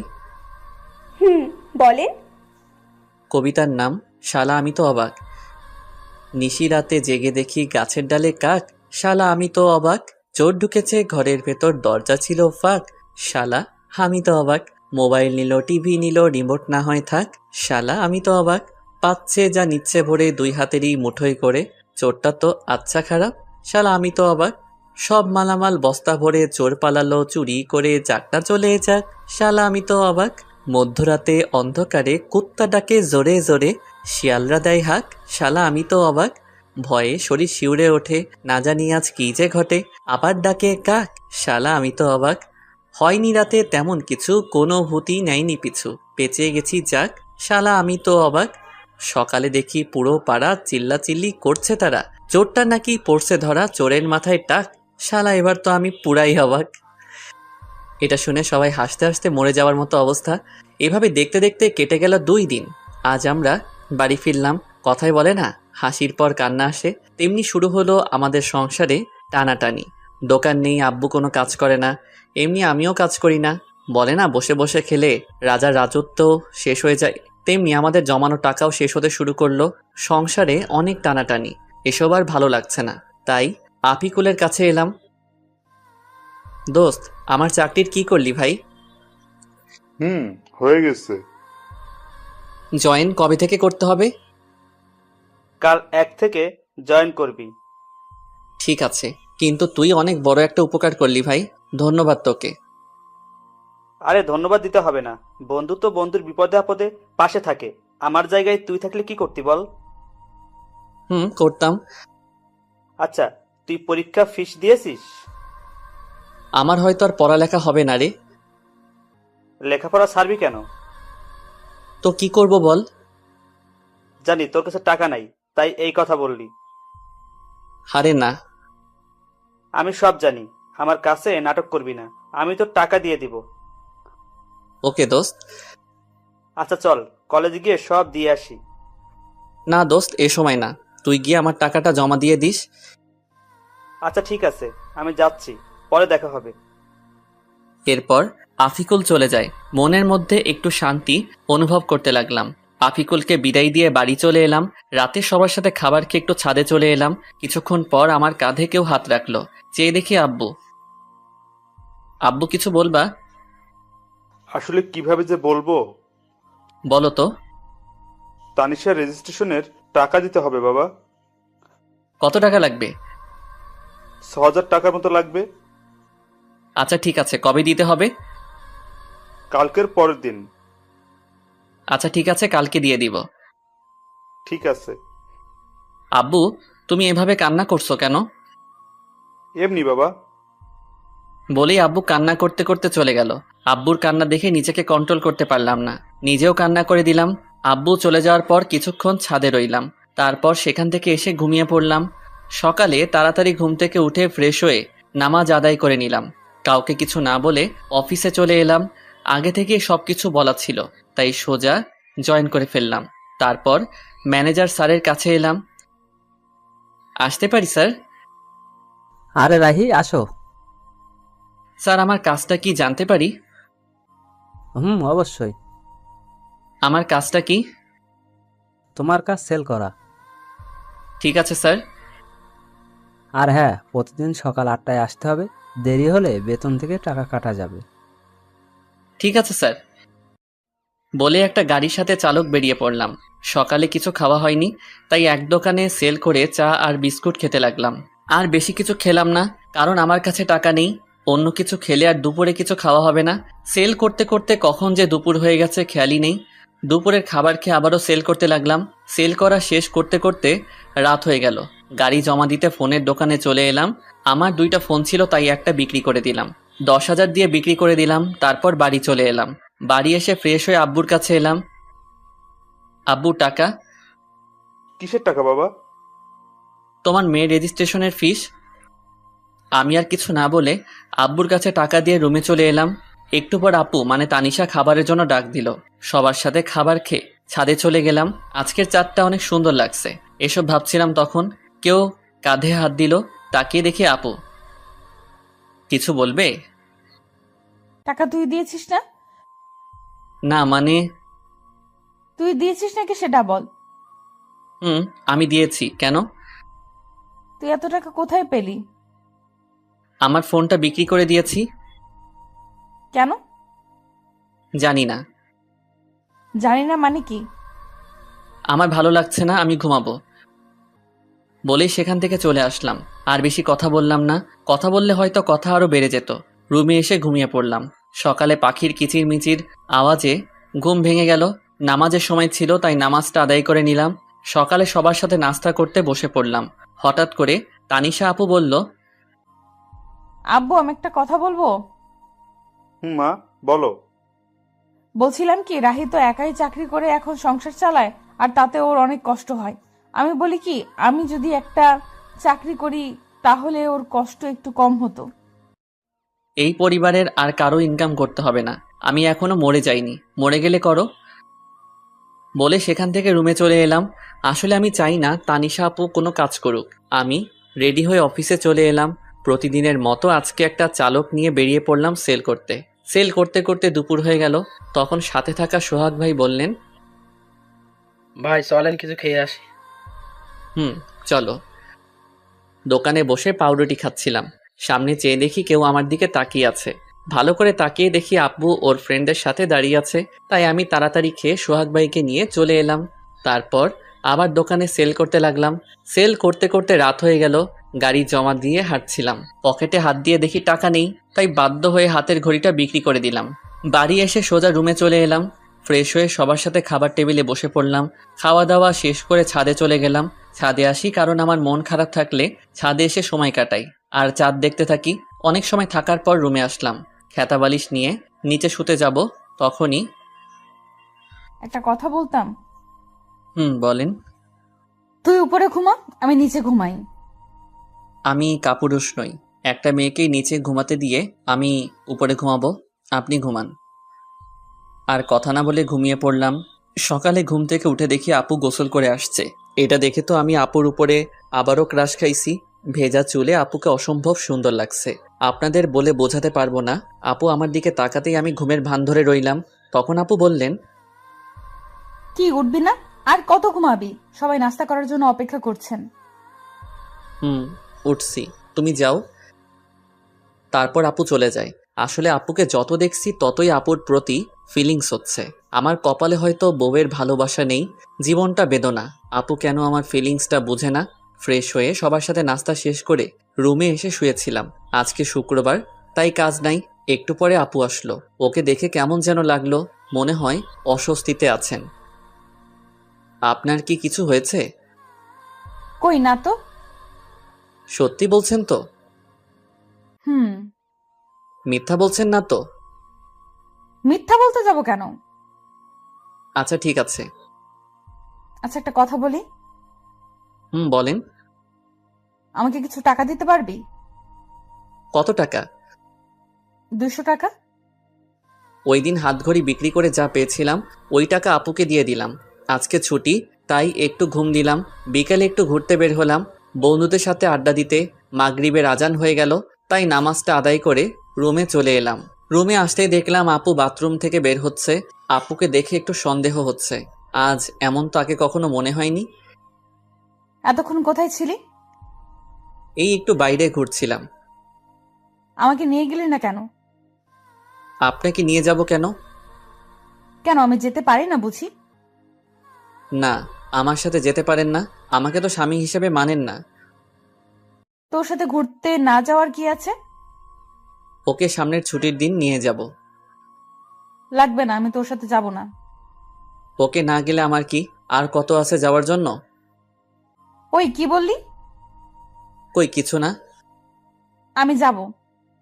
এখন না বললেন যাবেন না? এখন যাব, তোর কোনো সমস্যা? না, সমস্যা নেই। তারপর রাতে খাবার খেয়ে ঘুমিয়ে পড়লাম। পরের দিন ভোর সকালে ঘুম ভাঙলো। ঘুম থেকে উঠে নামাজ আদায় করে নিলাম। তারপর একটু গ্রামটা ঘুরে দেখতে লাগলাম। সকালের আবহাওয়া মনটা অনেক ভালো করে দেয়। কত সুন্দর লাগে সকালবেলা। কিছুক্ষণ গ্রামটা ঘোরাঘুরি করে রুমে চলে এলাম। এসে দেখি আপু এখনো ঘুমিয়ে আছে। ভাবলাম ঠেকে দিব কিনা, অত কিছু না ভেবে ডাক দিলাম, আপু উঠেন, সকাল হয়ে গেছে। আর কত ঘুমাবেন? ওই আপু উঠবেন না? কি হয়েছে আম্মু, এত সকাল সকাল ডাকছো কেন? হেদি কয় কি আমি নাকি তার আম্মু? আরে আমি রাহি। ও তুই? কখন থেকে ডাকছি, উঠছেনই তো না। সরি। বলেই আপু ফ্রেশ হতে চলে গেল। সকালে নাস্তা করে কাজে চলে এলাম। দোকানে সেল দিতে দিতে এক জায়গায় দাঁড়িয়ে গেলাম। আপুর মতো কাউকে দেখতে পাচ্ছি। একটু কাছে গিয়ে দেখি আসলেই ওটা আপু। কিন্তু আপু এই জায়গায় কি করে? দেখলাম একটা ফার্মেসিতে ঢুকলো, সাথে চুটকি। তারপর কিছু একটা কিনে চলে গেল। আমি বুঝতে পারছি কি নিয়ে গেছে আপু। ভাবছি এখন গিয়ে জিজ্ঞেস করব কিনা। আপু সেখান থেকে চলে গেল। আমিও সেল দিতে চলে এলাম। রাতে খাবার খেয়ে রুমে আসলাম আর আপুর জন্য অপেক্ষা করতে লাগলাম। কিছুক্ষণ পর দেখি আপু রুমে আসলো। চোখ মুখ কেমন যেন হয়ে গেছে। নিজেকে একটু সাহসী বানিয়ে বললাম, আপনার সাথে কিছু কথা ছিল। বল। আপনি আজ 11টার সময় কোথায় ছিলেন? আমার কথায় কিছুটা ভয় পেয়ে গেল আপু। বান্ধবীদের সাথে কেন? না এমনি। আপনি ঠিক আছেন তো? হুম, ঠিকই তো আছি। না আপনি ঠিক নেই। আমার কাছ থেকে কিছু কি লুকাতে চাচ্ছেন? কি লুকাবো আমি? তুই কিসের কথা বলছিস? এইটার কথা বলছি, প্যাকেটটা সামনে ধরে। আসলে আপনারা হয়তো বুঝতে পারছেন না কিসের প্যাকেটের কথা বলছি। ওইটা প্যাড ছিল। অনেকে হয়তো এখন বুঝতে পারছেন। এসব বলায় আপু কিছুটা লজ্জা পেয়ে যায়। লুকানো কি আছে এসব? জানি আপনি আমাকে স্বামী হিসেবে মানেন না, কিন্তু নিজের সমস্যার কথা তো বলতে পারেন না। এখন আমাকে বিশ্বাস করে উঠতে পারেননি? না তেমন কিছু না, আসলে বলতে লজ্জা লাগছিল। লজ্জার কি আছে এতে শুনি? কবে থেকে শুরু হয়েছে? 2 দিন হলো। ওকে তুমি এখানে বসো, আমি আসছি। আপুর জন্য গরম পানি করে নিয়ে আসলাম। কি ওগুলো? আপনার জন্য গরম পানি নিয়ে এসেছি। তুই এত কষ্ট করতে গেলি কেন? আমি করে নিতাম। তা তো জানি, কত ব্যথা সহ্য করে হাসি মুখে কথা বলছেন। আপনার আর কয়েকদিন কিছু করতে হবে না, রেস্ট নিন। তুই এত ভালো কেন? সবার কত খেয়াল রাখিস, আমার পিরিয়ডের কথা শুনে এত কেয়ার করছিস। যদিও তোকে স্ত্রীর অধিকার দেইনি, যদি দিতাম আরো কত কিছু করতে আমার জন্য। সরি রাহি, আমি জানি তুই অনেক ভালো। তোর মতো স্বামী সবার কপালে জোটে না, কিন্তু আমি কেন যে তোকে মেনে নিতে পারছি না। কি ভাবছেন? কিছু না, তুই ঘুমিয়ে পড়। না, যদি আপনার কিছু লাগে। লাগবে না, দরকার হলে তোকে ডাক দিব। ওকে। তারপর আমি ঘুমিয়ে পড়লাম। পরের দিন আর কাজে যাইনি। আপুর শরীরটা খারাপ হয়ে পড়ছিল, তাই সারাদিন আপুর পাশে ছিলাম। যখন যেটা লাগে সব করলাম। ইস, যদি আমাকে স্বামী হিসেবে মেনে নিত তাহলে এই মুহূর্ত আরো কত সুন্দর হতো। আমার কপালটাই খারাপ। আচ্ছা, ও কি বুঝে না আমি ওকে কতটা ভালোবেসে ফেলেছি? এক মুহূর্ত ভালো লাগে না আপুকে ছাড়া। রাতে আবার আপুর জন্য গরম পানি করলাম। তারপর ওষুধ খাইয়ে দিয়ে ঘুম পাড়িয়ে দিলাম। আমিও ঘুমাতে আসলাম। রাহি, বলেন। তোকে একটা কথা বলার ছিল। কি? আমি প্রথম দিন তোকে একটা কথা বলেছিলাম, আমি তোকে স্বামী হিসেবে মানতে পারবো না। কিন্তু এতদিন তোকে কাছে থেকে দেখেছি, তোর কেয়ার গুলো দেখে সত্যি আমি তোকে অনেক ভালোবেসে ফেলেছি। প্লিজ তুই আমাকে তোর স্ত্রী হিসেবে গ্রহণ কর। আমিও তো আপনাকে প্রথম দিন থেকেই ভালোবেসে ফেলেছি। কি এতদিন বলিসনি কেন? আমি কি জানতাম আপনিও আমাকে ভালোবাসেন? এখন তো জানলি। হুম। এখনো কি আপনি বলবি? আচ্ছা ঠিক আছে, তুমি করে বলবো। ও, ওদিকে আসছিস কেন? আপনিটাকে তুমি করতে হবে তো। আপুর এমন কথা শুনে আমার তো খুশিতে হিরো আলমের গান লাগাই নাচতে ইচ্ছে করতেছে। মনে সাহস নিয়ে আপুর ঠোঁটের কাছে আমার ঠোঁট এক করতে যাব, ঠিক তখনই চমকে উঠেছিলাম। আপু আমাকে থাপ্পড় মারলো কেন? তখনই চোখ খুলে দেখি এইটা ছিল স্বপ্ন। মনটাই খারাপ হয়ে গেল। কত সুন্দর একটা স্বপ্ন দেখলাম, এটা যদি বাস্তবে হতো তাহলে কেমন হতো। কিন্তু ওই যে আমার কপাল খারাপ, চারদিকে তাকিয়ে দেখি সকাল হয়ে গেছে। বিছানায় চোখ যেতেই দেখলাম আপু কত সুন্দর করে ঘুমাচ্ছে, ছোট বাচ্চাদের মতো করে। দেখলেই তো পাগল হয়ে যাওয়ার মতো অবস্থা, কিন্তু কিছু করার নেই। এত রোমান্টিক হওয়া আমার জন্য মানায় না। তাই গিয়ে আপুকে ডাক দিলাম, আপু উঠুন, সকাল হয়ে গেছে। হুম, আপনার শরীরে কেমন আছে এখন? ভালো। আপুকে তুলে আমি ফ্রেশ হয়ে খাবার টেবিলে চলে এলাম। দেখি আব্বু বসে আছে। রাহি, তোর সাথে কিছু কথা আছে। বলো আব্বু। আমাদের দোকানটা নতুন করে শুরু করবো ভাবছি। আব্বু, এটা তো ভালো কথা। দোকানটা চালু হলে তোকে আর চাকরি করতে হবে না, লেখাপড়া কমপ্লিট করবি আর তানিশা মার খেয়াল রাখবি। আব্বু, পরেরটা পরে দেখা যাবে, আগে তো শুরু করো। হুম এভাবেই আমাদের জীবনটা চলছিল। আপু আগের থেকে বেশি আমার উপর রাগ দেখায়, আবার অধিকারও খাটায়। মনে হয় যেন সত্যি আমি ওর বর। কখনো মনে হয় মেনে নিয়েছে, আবার কখনো মনে হয় এগুলো সবাইকে দেখানোর জন্য করছে। একদিন আপু বলল, চল আজকে আমরা ঘুরতে যাই। কোথায় যাবেন? চা বাগান দেখতে যাই। আমার ভালো লাগছে না। কি? আরেকবার বল, দেখ আমি তোর কি অবস্থা করি। আচ্ছা চলেন। এই তো, গুড বয়। এ কেমন মেয়ে রে বাবা, একবার রাগ দেখে আবার রাগ নেই, সব শেষ হয়ে যায়। ও আল্লাহ, কেমন মেয়ের পাল্লায় ফেললে। স্বামী হিসেবে মানে না, কিন্তু স্বামীর অধিকার ঠিক কাটায়। মন চায় কচু গাছের লগে ফাঁস দিয়ে মরে যায়। আল্লাহ আমায় উঠাই লও। আমি রেডি হয়ে আপুর জন্য অপেক্ষা করতে লাগলাম। মেয়েদের এই একটাই জিনিস, কোথাও যাইতে হলে মেকআপ নামের জিনিস তাদের দিতে হইব। কত সময় ধরে অপেক্ষা করতেছি, আসার কোনো নামই নেই। হলো আপনার? এই তো চল। আপুর দিকে তাকাতেই আবারও ক্রাশ খেলাম। নীল জামার সাথে ম্যাচিং করে চুড়ি, চোখে কাজল, অসম্ভব সুন্দর লাগছে, পরীর মতো লাগছে। কি আর বলমু ভাই, এগুলো শুধু নাটকে আর গল্পেই সম্ভব। জীবনে তো একটা পরীর মতো সুন্দর মাইয়া দেখলাম না, পরী নামের পেতনি দেখছি। কি হলো, হা করে কি দেখছিস? পরী দেখি। এখানে পরি পাইলি কই? আমার সামনে। মুখ ফসকে কথাটা বলে ফেললাম। আমার কথা শুনে আপু কিছুটা লজ্জা পেয়ে যায়। আর পরি দেখতে হবে না, চল। চলেন। তারপর আমি গিয়ে আমার বাইকটা বের করলাম। আপু এসে দাঁড়িয়ে আছে। উঠবেন না? উঠছি তো। বলেই আপু বাইকে উঠে আমার কাঁধে হাত রাখলো। কাঁধে হাত দিতেই অন্যরকম অনুভূতি হচ্ছিল। এই প্রথম বাইকে কোনো মেয়েকে নিয়ে উঠলাম। চাচাতো বউকে নিয়ে বাইক চালাচ্ছি, খুব ফিলিংস হচ্ছে। এই ফিলিংসটা আপনাদের বলে বোঝাতে পারবো না। তারপর বাইকটা স্টার্ট করে চালাতে শুরু করলাম। কিছুক্ষণ পর বাইকের স্পিডটা একটু বাড়িয়ে দিতেই আপু আমাকে শক্ত করে জড়িয়ে ধরে। এতক্ষণ এটাই তো চাইছিলাম, নরম শরীরের স্পর্শ, খুব ভালো লাগছিল। কিছুক্ষণ পর আমরা শ্রীমঙ্গল বদ্ধভূমি 71 চলে আসলাম, চায়ের রাজধানী শ্রীমঙ্গল। আমরা বাইক থেকে নামতেই আপু আমার হাত শক্ত করে জড়িয়ে হাঁটতে লাগলো। খুব ভালো লাগছিল তখন। আপু নীরবতা ভেঙে বলল, রাহি। বলেন। সরি। সরি মানে কেন?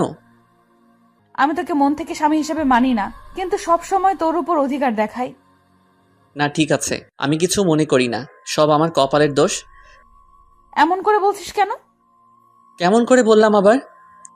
কিছু না। কিছুক্ষণ আপুর কিছু পিক তুলে দিয়ে আমি বললাম, কিছু খাবেন?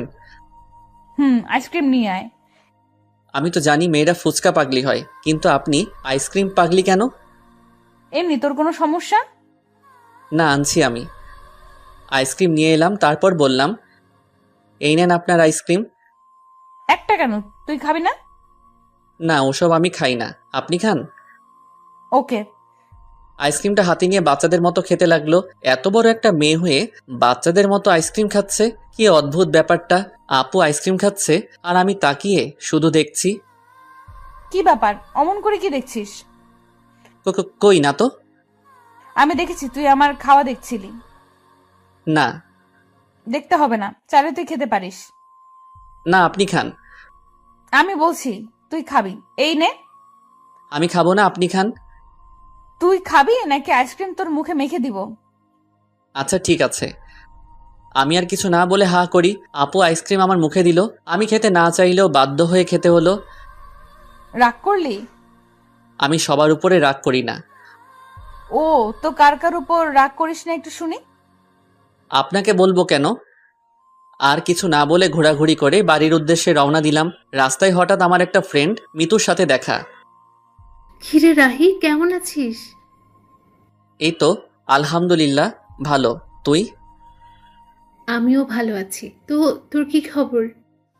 এই তো আর কি। আমরা কথা বলছিলাম, হঠাৎ আপুর দিকে চোখ যেতেই দেখলাম আপু রাগে ফুলছে। কিছু বুঝলাম না। তোর সাথে মেয়েটাকে? ও হলো আপনার বউ তানিশা, আর তানিশাও আমার ফ্রেন্ড মিতু। হাই আপু, আপনি তো অনেক কিউট। ধন্যবাদ আপু। মিতুর সাথে কিছুক্ষণ কথা বলার পর বাড়িতে চলে এলাম। বাড়িতে আসতে আসতে সন্ধ্যা হয়ে গেছে। আমি ফ্রেশ হয়ে বিছানায় শুয়েছিলাম, তখন আপু রুমে আসলো। দেখে মনে হচ্ছে কোনো কারণে রেগে আছে। রুমে এসে আমার সাথে কোনো কথা বলেননি, আমিও বলিনি। রাতে আম্মু খাবার খেতে ডাকছে, তাই আমি খাওয়ার জন্য চলে এলাম। খাওয়া দাওয়া শেষ করে রুমে চলে আসি, এসেই শুয়ে পড়ি। তখন আপু রুমে আসলো। তখন আমি বললাম, কি ব্যাপার, আপনাকে এমন দেখাচ্ছে কেন? সারাদিন তো ঠিকই ছিলেন। আমার সাথে কথা বলবি না তুই? কেন, আমি আবার কি করলাম? মেয়ে মানুষ দেখলে এই গায়ে পড়ে কথা বলতে হবে, তাই না? কখন আবার মেয়েদের সাথে কথা বললাম? ও, এখন তো মনে করিয়ে দিতে হবে। আসার সময় কি ওই মেয়ের সাথে কথা বলিসনি? এত হেসে হেসে কি কথা শুনি? ও তো আমার ভালো ফ্রেন্ড। তাহলে ওর কাছে যা, আমার সাথে কথা বলবি না। আমি ওর সাথে কথা বলছি, তাতে আপনার কি? আপনি এত রাখছেন কেন? আমারই তো সব। মানে? কিছু না। বলেই শুয়ে পড়লো। কি আজব মেয়ে বাবা, এখন দেখছি কারোর সাথে কথা বলতে দেবে না। নিজে তো ভালোভাবে কথা বলেই না, আবার অন্য কারোর সাথে কথা বললে রেগে যায়। মেয়েদের মন বোঝা আসলে অনেক কঠিন। কি কখন কি চায় তারাই ভালো জানে। কি বলছিস? আপনি এখনো ঘুমাননি? তুই ঘুমাবি না? ঘুমাচ্ছি। সকালে ঘুম থেকে উঠে তো অবাক, আপু আমাকে জড়িয়ে ধরে শুয়ে আছে। আমার শরীর কাঁপছে, হার্টবিট বেড়ে যাচ্ছে। কিন্তু কি আর করব, এত রোমান্টিক হলে তো চলবে না। আপুকে ডাকতে লাগলাম। আপু আমাকে জড়িয়ে ধরে শুয়ে আছে কেন? আমি আমার হাজবেন্ডকে জড়িয়ে আছি। তোর কোনো সমস্যা? আপনার হাজবেন্ড মানে বুঝলাম না। এখন ঘুমাতে দে, বেশি কথা বলিস না। আপনি ঘুমাবেন ভালো কথা, আমাকে তো ছাড়েন। আমার ইচ্ছে হয়েছে তাই ঘুমিয়েছি, ডিস্টার্ব করিস না তো এখন। হারামজাদি কয় কি, আমাকে জড়িয়ে আছে, আবার আমাকেই বলছে ডিস্টার্ব না করতে। মনে হচ্ছে লাথি মেরে মঙ্গল গ্রহে পাঠিয়ে দেই। কিন্তু ততক্ষণে ভাবলাম, যদি সেখানে পাঠিয়ে দেই আমার কি হবে? আমি তো আপুকে ভালোবাসি। নিজেকে শান্ত করে বললাম, আপনি ঘুমান, আমি মানা করেছি নাকি? কিন্তু আমাকে ছাড়ুন। তারপর আপু আমাকে ছেড়ে দেয়। আপনি চাইলে আরো ঘুমাতে পারেন। হুম। আমি ফ্রেশ হয়ে নাস্তা করে রুমে এসে দেখি বাচ্চাদের মতো বালিশটাকে জড়িয়ে ধরে শুয়ে আছে। এটা দেখে আমার ঠোঁটের কোণায় হাসি ফুটে উঠেছে। কালকে দিনটা আমার কাছে অনেক ভালোই লাগছিল। যত দিন যাচ্ছে আপুর প্রতি দুর্বলতা কাজ করছে। কেন জানি অনেক ভালোবেসে ফেলেছি।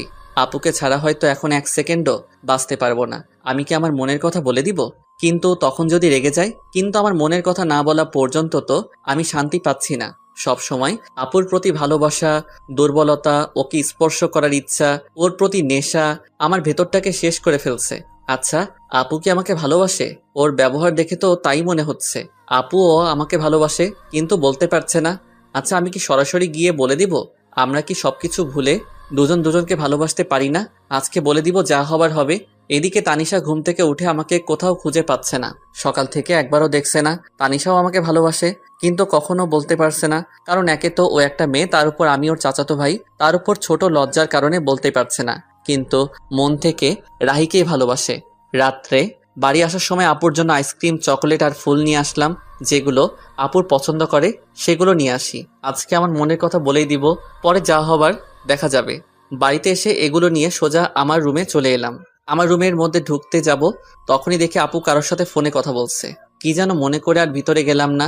দরজার ওপাশে দাঁড়িয়ে শুনতে লাগলাম, হ্যাঁ আমি সত্যি ওকে ভালোবাসি আর ওর সাথে সারা জীবন থাকতে চাই, কিন্তু এই ঝামেলাটা থেকে আগে বের হই, তারপর আব্বু আম্মুকে সব বলে আমরা দুজন হানিমুনে যাব। তাদের কথা শুনে আমি তো অনেক বড় একটা ধাক্কা খাই। তার মানে আপু অন্য কাউকে ভালোবাসে। মুহূর্তের মধ্যে আমার সব আশা ভরসা সব নষ্ট হয়ে যায়। আমি কখনো ভাবতে পারিনি আমি ওর কাছে এত বড় একটা সমস্যা।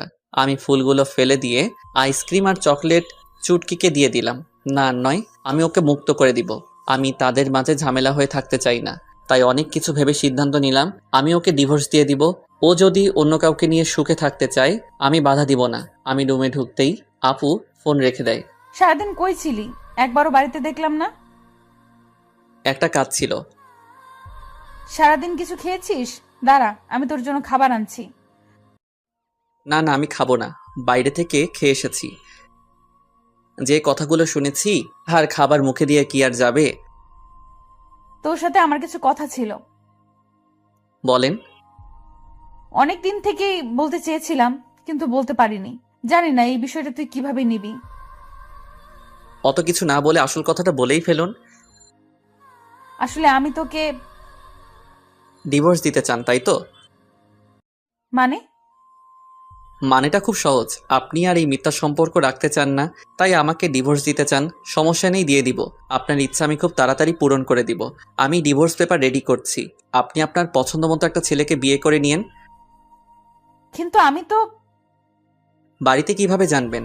ওইটা আপনাকে চিন্তা করতে হবে না, আমি ম্যানেজ করে নিব। তারপর আমি আর আপুকে কিছু বলার সুযোগ না দিয়ে ফ্লোরে শুয়ে পড়লাম। আর বেশিক্ষণ কথা বললে হয়তো চোখ দিয়ে বন্যা শুরু হয়ে যেত। যাকে এতটা ভালোবাসি সে আজ আমাকে এভাবে ছ্যাঁকা দিয়ে দিল। এসব ভাবতে ভাবতে কখন ঘুমিয়ে পড়েছি মনে নেই। হঠাৎ কারো কান্না করার আওয়াজ শুনে ঘুমটা ভেঙে যায়। চোখ খুলে দেখি তানিশা আপু কান্না করতেছে। কি ব্যাপার, এত রাতে কান্না করছেন কেন? কিছু না, এমনি। আজব তো, এত রাতে কেউ কাঁদে? নিজেও ঘুমাচ্ছেন না, আমাকেও ঘুমাতে দিচ্ছেন না। আচ্ছা তুই ঘুমা। আমি ঘুমিয়ে যাই। এদিকে তানিশা ভাবতে থাকে, কেন তোকে বলতে পারলাম না আমি তোকে কতটা ভালোবাসি? আমাকে একবার বলার সুযোগ না দিয়ে তুই সব বলে গেলি। আমি নাকি ডিভোর্স চাই? কিভাবে ভাবছিস এইসব? ওকে, তুই যদি আমাকে ডিভোর্স দিয়ে ভালো থাকিস তাহলে চলে যাব তোর জীবন থেকে অনেক দূরে। তাছাড়া তোকে বিয়ে করে তোর জীবনটা আমি নষ্ট করে দিয়েছি, পারলে ক্ষমা করে দিস।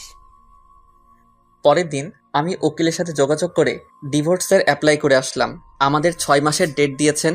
সেখান থেকে আফিকুলের সাথে দেখা করলাম। দোস্ত, আমার সব শেষ। কেন, তোর আবার কি হলো? আর কাঁদছিস কেন? তানিশা আমার কাছে থেকে ডিভোর্স চাই। কি বলছিস এসব তুই? হ্যাঁ, আমি সত্যি বলছি। তাহলে কি করবি এখন তুই? আমার সাথে চল। কোথায়? চল না। আমি আর আফিকুল একটা বারে আসলাম। এখানে আনলি কেন? ড্রিঙ্কস করব তাই। তুই কি ড্রিঙ্কস করিস? হুম। কিন্তু তুই তো আজ পর্যন্ত একটা সিগারেটও মুখে নিয়ে দেখিস নাই। আজকের মতো তো আর কখনো কষ্ট পাই নাই। তারপর আমরা দুজনই ড্রিঙ্কস করি। আমি একটু বেশি খেয়েছি, যার কারণে নিজেকে কন্ট্রোল করতে পারছি না। তাই আফিকুল আমাকে বাড়িতে নিয়ে আসে। বাড়িতে দরজায় নক করতে তানিশা দরজা খুলে দেয়। ভাবি, আসলে আজকে রাহি একটু ড্রিঙ্ক করে ফেলেছে। আচ্ছা ঠিক আছে, আপনি ওকে ভেতরে নিয়ে আসুন। তারপর আফিকুল আমাকে রুমে রেখে চলে যায়। একটু পরে আপু আসলো। তুই ড্রিঙ্কস করেছিস? হ্যাঁ, হুম, করেছি। তোর কোনো সমস্যা? তুই তো আগে এমন ছিলি না। সবসময় কি একরকম থাকতে হবে? এই বলে আমি তানিশার দিকে এগোচ্ছি আর তানিশা পিছনে যাচ্ছে। এদিকে আসছিস কেন? আমার ইচ্ছে হয়েছে, আমি আমার বউকে আদর করব, যা ইচ্ছা তাই করবো। আপনার কোনো সমস্যা? আমি তোকে আগেই বলেছিলাম। পুরো কথা শেষ হওয়ার আগে আমি ওকে ধরে ফেলি। কি করছিস? ছাড় আমাকে। আজকে আমার বউয়ের অধিকার নিয়েই ছাড়বো। এই বলে তানিশার কাছে যেতেই ধাক্কা মেরে বিছানায় ফেলে দিল। এত জোরে ধাক্কা দেয় যে আমি আর উঠতেই পারি না। একে তো নেশা করা অবস্থায় কখন যে ওখানেই ঘুমিয়ে পড়ি নিজেই জানি না। সকালে উঠে দেখি আজকে আমার আগে আপু উঠেছে। তাতে আমার কি, আমি আর ওকে নিয়ে ভাবতে চাই না। ফ্রেশ হয়ে নিচে আসলাম, কিন্তু তানিশাকে কোথাও দেখতে পাচ্ছি না। কি ব্যাপার, গেল কই? তারপর কিচেনে গেলাম, গিয়ে দেখি আম্মু আছে, তানিশা নেই। আম্মু, তানিশা কোথায়? ও তাসনিয়া রুমে আছে। আচ্ছা। তারপর তাসনিয়ার রুমে গেলাম, গিয়ে দেখি দুজনে বসে কি যেন বলছে। আমাকে দেখে তাসনিয়া বলতে লাগলো, ভাইয়া কেমন আছিস? ভালো, তুই? আমিও ভালো। ভাবিকে ডাকতে এসেছিস? না, এমনিতেই তোকে দেখতে এসেছিলাম। হ্যাঁ, আগে তো এত ভালো ছিলি না, এখন কি ব্যাপার? ভাবি যাও, ভাইয়া তোমাকে দেখতে না পেয়ে মনটাকে সান্ত্বনা দিতে পারছে না। তুই কিন্তু একটু বেশি পেকেছিস। দেখছো ভাবি, তোমার সামনে ভাইয়া আমাকে বকা দিচ্ছে। এতক্ষণ চুপ ছিল, এবার বলল, ওকে, আর জ্বালাতে হবে না, চলো। তারপর আমি আর আপু চলে আসলাম। পিছনে ফিরে দেখলাম হারামিটা মিটমিট করে হাসছে। কিছু বলবি? আসলে কালকে রাতের জন্য সরি। আপু মাথা নিচু করে আছে। আসলে কালকে রাতে মনে হয় একটু বেশি করে ফেলেছি। আমি কখনো ভাবিনি এমনটা হবে। প্লিজ মাফ করে দিয়েন। আচ্ছা ঠিক আছে, তখন তুই হুঁশে ছিলি না, কিন্তু তুই ড্রিঙ্কস কেন করেছিস?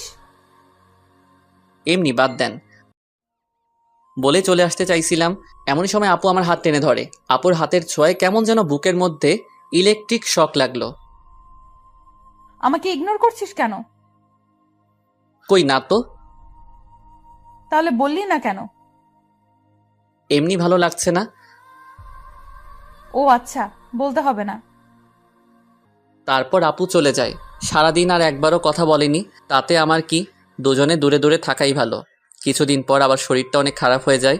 এই কয়দিনে তানিশার সাথে দরকার ছাড়া কোনো কথা হয় নাই। তানিশাও দরকার ছাড়া কথা বলেনি। দেখি, সোজা হয়ে শো, আমি তোকে জলপট্টি দিচ্ছি। লাগবে না আমার, আমি ঠিক আছি। লাগবে না মানে? জ্বর তো এখনো কমেনি। তো কি হয়েছে, মরেই তো যাব, তার থেকে তো বেশি কিছু না। এত বেশি কেন বুঝিস সব সময়? আমি বেশি বুঝি, তাতে আপনার কি? আজব তো, এরকম করছিস কেন তুই আমার সাথে? কি করছি? কিছু না, এখন চুপ করে থাক। কিছু আর বললাম না। জানি আরো কিছু বললে হয়তো কষ্ট পাবে, আর কিছু শুনবেও না, তাই শুয়ে থাকলাম। আপু আমাকে জলপট্টি দিয়ে দিল। যতদিন পর্যন্ত সুস্থ হয়নি আমার পাশে থেকেছে, কিন্তু একবারও ভালোভাবে কথা বলেনি। এত যত্ন করিস কিন্তু ভালোবাসি কথাটা বললেও কি হয়? নিজেও কষ্ট পাবে, আমাকেও কষ্ট দিবে। ফাজিল একটা মাইয়া। কিছুদিন পর বলে ও নাকি তাদের বাড়িতে যাবে।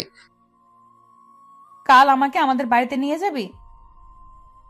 কি ব্যাপার, আগে তো বললে না না করতো, আজ বলতেই রাজি হয়ে গেল। পরের দিন আপুকে তাদের বাড়িতে নিয়ে যাই। আপুকে রেখে আসতে যাব তখন। বাবা আজকে দিনটা থেকে যা, এখনই আসলি আবার চলে যাবি? শাশুড়ি মা কথাটা বললেন। না মা, আমার কাজ আছে, ও থাকুক যতদিন থাকার, আমি পরে এসে নিয়ে যাব। আচ্ছা। তানিশার কাছে ওর মা গিয়ে বলল, কি ব্যাপার তানিশা, রাহির সাথে কি তোর কিছু হয়েছে? ও এমন ভাবে চলে গেল কেন? তানিশা কিছু না বলে ওর মাকে জড়িয়ে ধরে কেঁদে দেয়। কি হলো, কাঁদছিস কেন?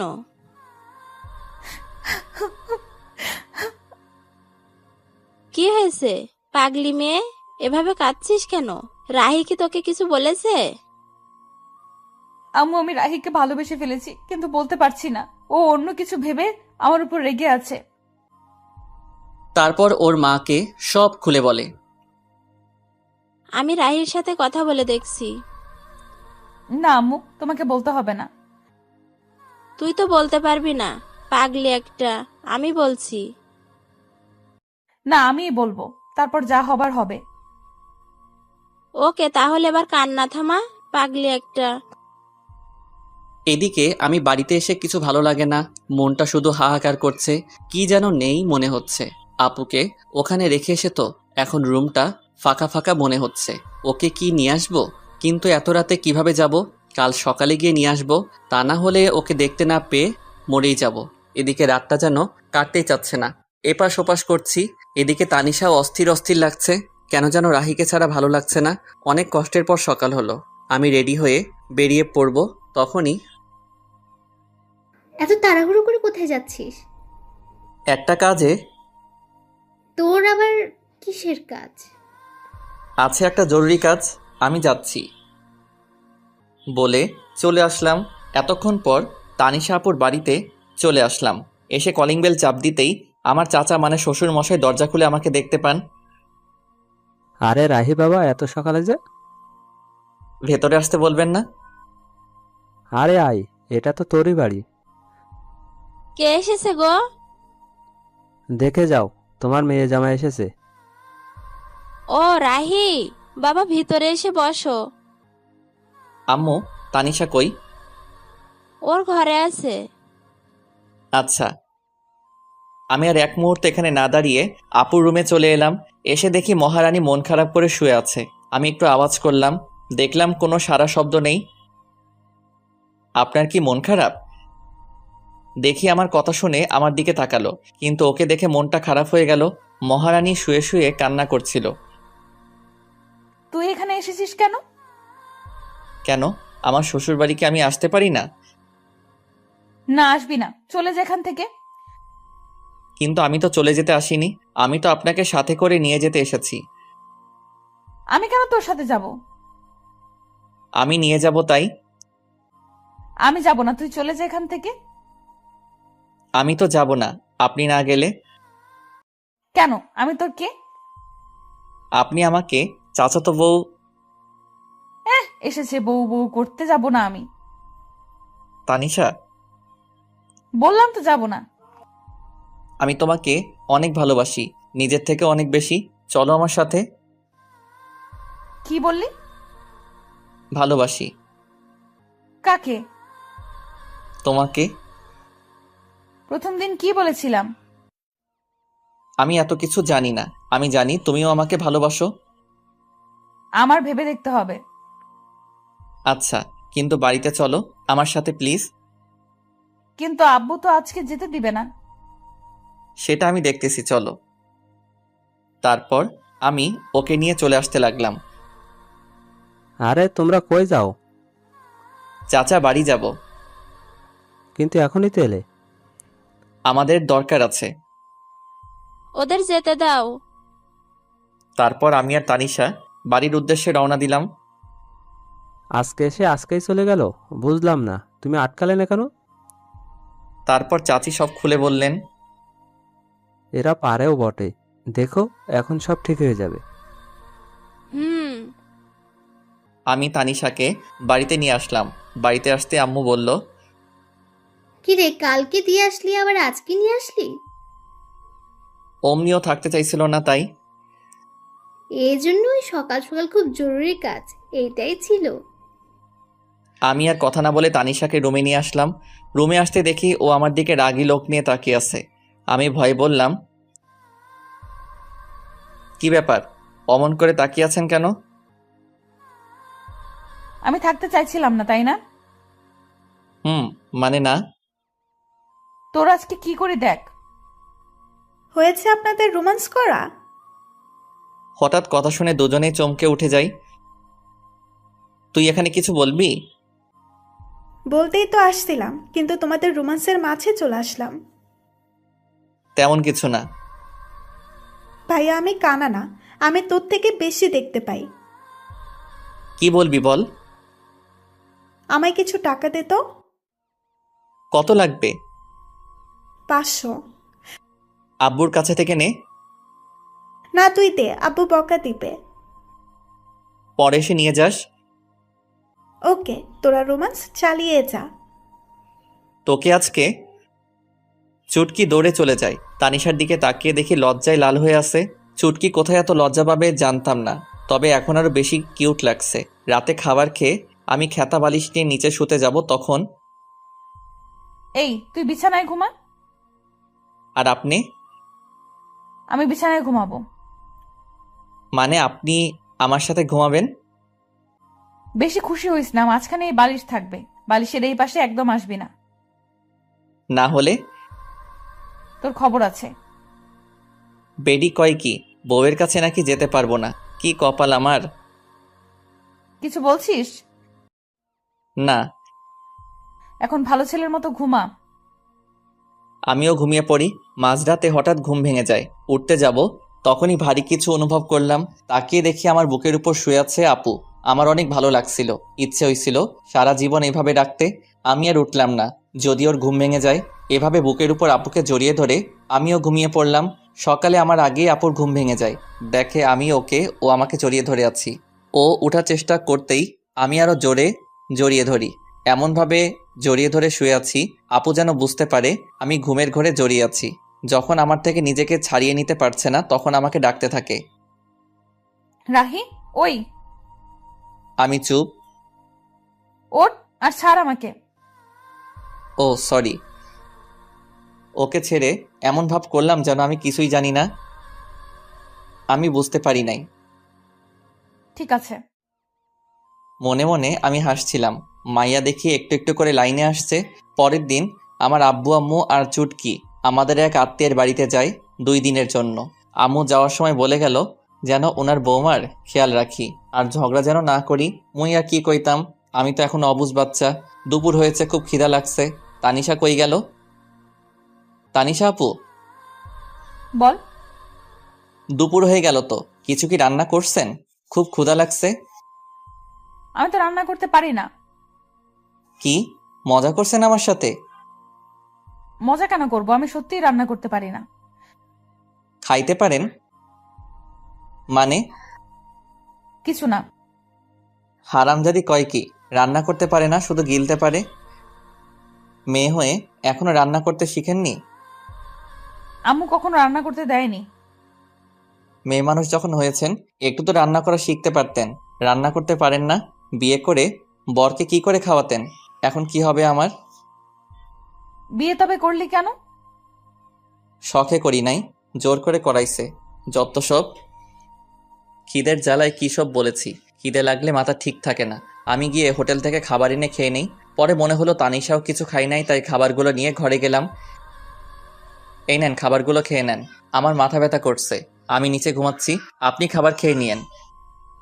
তারপর আমি গিয়ে ড্রয়িং রুমে ঘুমিয়ে পড়লাম। ঘুম ভাঙলে দেখি সন্ধ্যা নামবে। তানিশাকে ডাকতে রুমে যাই। গিয়ে দেখি খাবারগুলো যেমন রেখেছিলাম তেমনই আছে।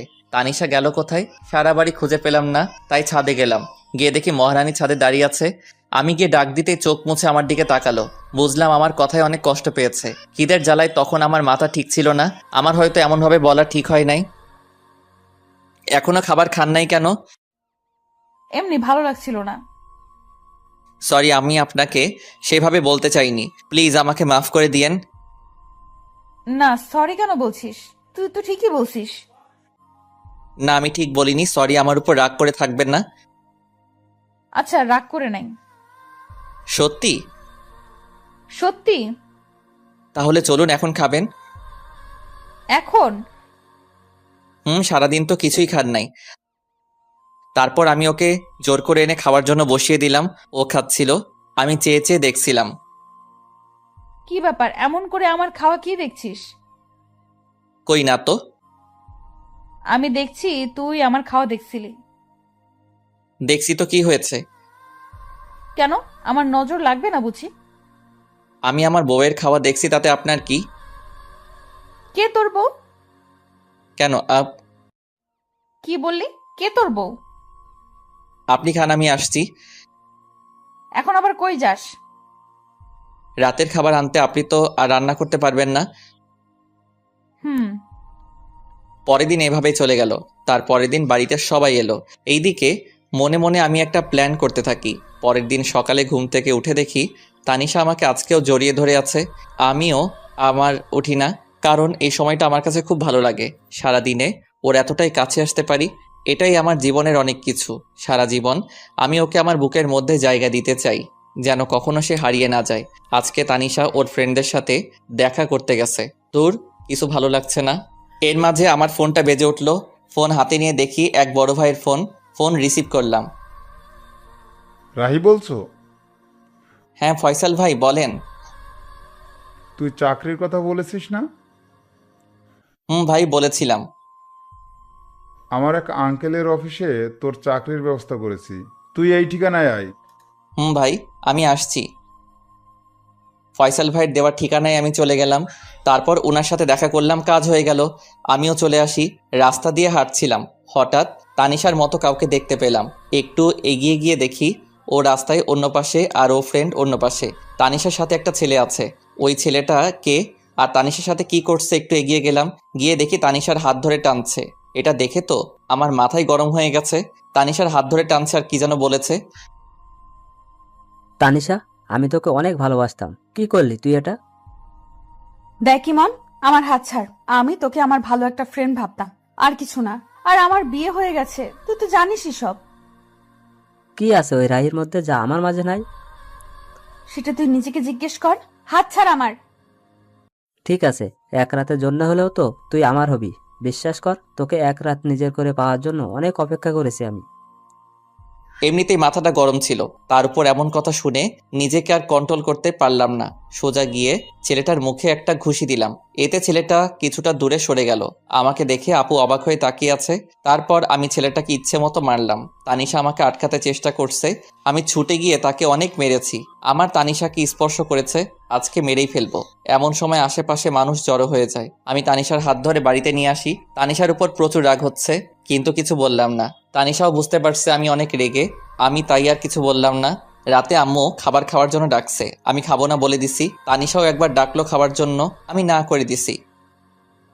তুই কি আমার উপর রাগ করে আছিস? বল না। আমি তোকে কিছু জিজ্ঞেস করেছি। কি জানতে চান? আমি রেগে আছি কি না? হ্যাঁ, আমি রেগেই আছি। আমার বউয়ের হাত ধরে টানাটানি করবে, আজে বাজে কথা বলবে, রাগ হবে না তো কি হবে? কেন গিয়েছিলে তাদের সাথে দেখা করতে? সরি, আমার ভুল হয়ে গেছে, রাগ করিস না। আমি জানতাম না এমন হবে। আপনি আরো অনেক কিছু জানেন না। কি? কিছু না। তাহলে রেগে থাকিস না প্লিজ। আমার দিকে তাকিয়ে একটু হাসি দে। আমি আর কি রাগ করে থাকবো? ওর মায়াবী চেহারা দেখলেই সবকিছু ভুলে যাই। ভালোবাসা মানুষের উপর, আর যাই হোক, রাগ করে থাকা যায় না। তারপর একটা হাসি দিলাম। এই তো গুড বয়। অনেকদিন ফেসবুকে ঢোকা হয় না, তাই একটু ফেসবুকে ঢুকলাম। সময় কাটছিল না, তাই ভাবলাম 3-4টা মেয়ের সাথে চ্যাটিং করলে 2-3 ঘন্টা এমনি কেটে যাবে। তাই আমি ফেসবুকে চ্যাটিং করছিলাম। কখন যে আমার পাশে তানিশা এসে বসে আছে আমার খেয়ালই করি নাই। দেখলাম আমার চ্যাটিংও মনোযোগ দিয়ে দেখছে আর রাগে ফুলছে। মনে মনে ভাবলাম আজকে আমাকে কে বাঁচাবে, কিন্তু না, আমার সাথে কিছুই হলো না। আমার বদলে আমার শখের মোবাইলটা শহীদ হইল। আমার হাত থেকে ফোনটা নিয়ে ফ্লোরে আছাড় মারে। এতে করে আমার ফোনের বডি, কলিজা, হার্টবিট সব আলাদা হয়ে যায়। বেচারা আমার জন্য বিনা আন্দোলনে শহীদ হইল। আমার এত শখের মোবাইলটা হারামজাদি ভেঙে ফেললো। পরের দিন আমার অফিসে জয়নিং ডেট ছিল। সকালে ঘুম থেকে উঠে আমি জরুরি কাগজপত্র নিয়ে বেরিয়ে পড়লাম। রাহি, কোথায় যাস? আম্মু, আজকে একটা চাকরির ইন্টারভিউ আছে। ওকে, ভালো করে ইন্টারভিউ দিস। ওকে আম্মু। আম্মু কাছ থেকে বিদায় নিয়ে অফিসে এসে বসে আছি। এক পিয়ন এসে আমাকে ডাক দিল। মিস্টার রাহি, স্যার আপনাকে ভেতরে ডাকছেন। আমি ভিতরে যাই। May I come in sir? Yes come in. তুমি রাহি, তাই না? জি স্যার। কাল আমাকে ফয়সাল সব বলেছিল তোমার কথা। তোমার ফাইলগুলো আমাকে দাও। এই নেন। মিস্টার সাব্বির, ওনাকে ওনার কেবিন দেখিয়ে দিন। ওনার পিয়ন কে বললেন? আসুন আমার সাথে। চলুন। উনি আমাকে কেবিন দেখিয়ে চলে গেল। আমি কিছুক্ষণ বসেছিলাম, তারপর স্যার ডাকলো। স্যার, আমার চাকরি হয়ে যাবে তো? আরে তোমার চাকরি তো কালকেই হয়ে গেছে। আমি শুধু তোমার ফাইলগুলো একটু দেখছিলাম। সত্যি স্যার? এবার বলো, তোমার স্যালারি কত দিলে চলবে? আমি কি বলবো স্যার, আপনি বলেন। 30,000 হলে চলবে? আপনি যা ভালো বোঝেন স্যার। ফয়সাল আমার ছেলের মতো, তাই তুমি কোনো চিন্তা করো না। আজ থেকে তুমি এই কোম্পানির ম্যানেজার, ওকে? ধন্যবাদ স্যার। তারপর আমি অফিস থেকে চলে আসি। আজকে আমার অনেক খুশি লাগছে। হঠাৎ মনে পড়ল আজকে তো তানিশার জন্মদিন, ওকে আজকে সারপ্রাইজ দিতে হবে। বাড়ি আসার সময় সব জিনিসপত্র নিয়ে এলাম, আর সবার জন্য মিষ্টিও নিয়ে এলাম। আম্মু দরজা খুলে দিতেই আম্মুকে মিষ্টি খাওয়ালাম। মিষ্টি কি জন্য? আম্মু, আমার নতুন চাকরি হয়ে গেছে। এটা তো খুব ভালো কথা, তোর আব্বু শুনলে অনেক খুশি হবে। আম্মু, চুটকি কই? কি ব্যাপার, আজকে তানিশাকে না খুঁজে তাসনিয়াকে? আম্মু তুমি না? ওর ঘরে আছে। আমি গিয়ে চুটকির সাথে দেখা করলাম, তারপর রুমে চলে এলাম। তানিশাকে বললাম আমার সাথে একটু আসতে। কোথায় যাব? আমার সাথে চলুন না। তারপর আমি ওকে ছাদে নিয়ে গেলাম। ছাদে যাওয়ার আগেই আমি ওর চোখ বন্ধ করে নিলাম। কি করিস? চুপ। আমি ছাদে নিয়ে গিয়ে চোখ ছেড়ে দেই। তানিশা চোখ খুলে অবাক হয়ে যায়। ছাদের মধ্যে মোমবাতি দিয়ে লেখা happy birthday to you Tanisha. আমি ওর সামনে হাঁটু গেড়ে বসে বললাম, happy birthday Tanisha. Thank you so much. I love you Tanisha, I really love you. এই বলে আমি তানিশার হাতে আংটি পরিয়ে দেই, কিন্তু এর মধ্যে তানিশার কোনো রিয়াকশন নেই। আমি অবাক হয়ে যাই। কিছু বলছো না যে? আমি কি তোমার ভালোবাসার যোগ্য না? সেটা না। আজকে যদি তুমি কিছু একটা না বলো তাহলে আমি বলি চাকু নিয়ে হাতে ধরি। কি করছিস কি? আজকে যদি ভালোবাসার কথা না বলো তাহলে আজকে আমি হাত কেটে ফেলবো, আর এই জীবন রাখতে চাই না। বলেই চাকু দিয়ে হাতে টান দিতেই যাব, তখন তানিশা দৌড়ে এসে চাকু ফেলে দিয়ে জড়িয়ে ধরে কান্না করতে করতে, কি করছিস তুই? তোর কিছু হলে আমার কি হবে? কেন? তুমি তো আমাকে ভালোবাসো না। কে বলছে? অনেক ভালোবাসি তোকে। তাহলে বলনি কেন আগে? এমনি। তুই কখনো বলেছিস? বলেছি।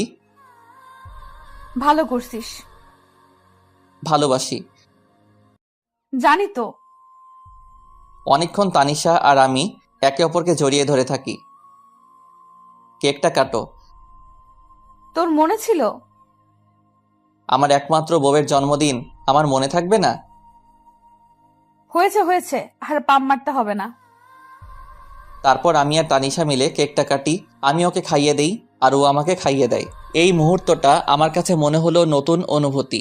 এতদিন পর আজকে আমার খুশি লাগছে। অনেক রাত হয়েছে, চলো এখন। এমন ভাবে যাব না। তাহলে? আমি হেঁটে যেতে পারবো না। তাহলে কিভাবে যাবেন? বুঝতে পারছিলাম ও আমার খুলে উঠে যাওয়া কথা বলছে, তার জন্য এমন করে বলেছে। আমি না বোঝার ভান করলাম। সব কথা কি মুখে বলতে হয়? বুঝতে পারছি। বলে তানিশাকে খুলে তুলে নিলাম, আমার গলা জড়িয়ে ধরলো। আমি ছাদ থেকে ওকে রুমে নিয়ে আসলাম। রুমে এসে তো তানিশা অবাক হয়ে যায়। রুমটা এত সুন্দর করে কে সাজালো? তানিশার পছন্দ সব ফুল দিয়ে সাজানো। পছন্দ হয়েছে? অনেক।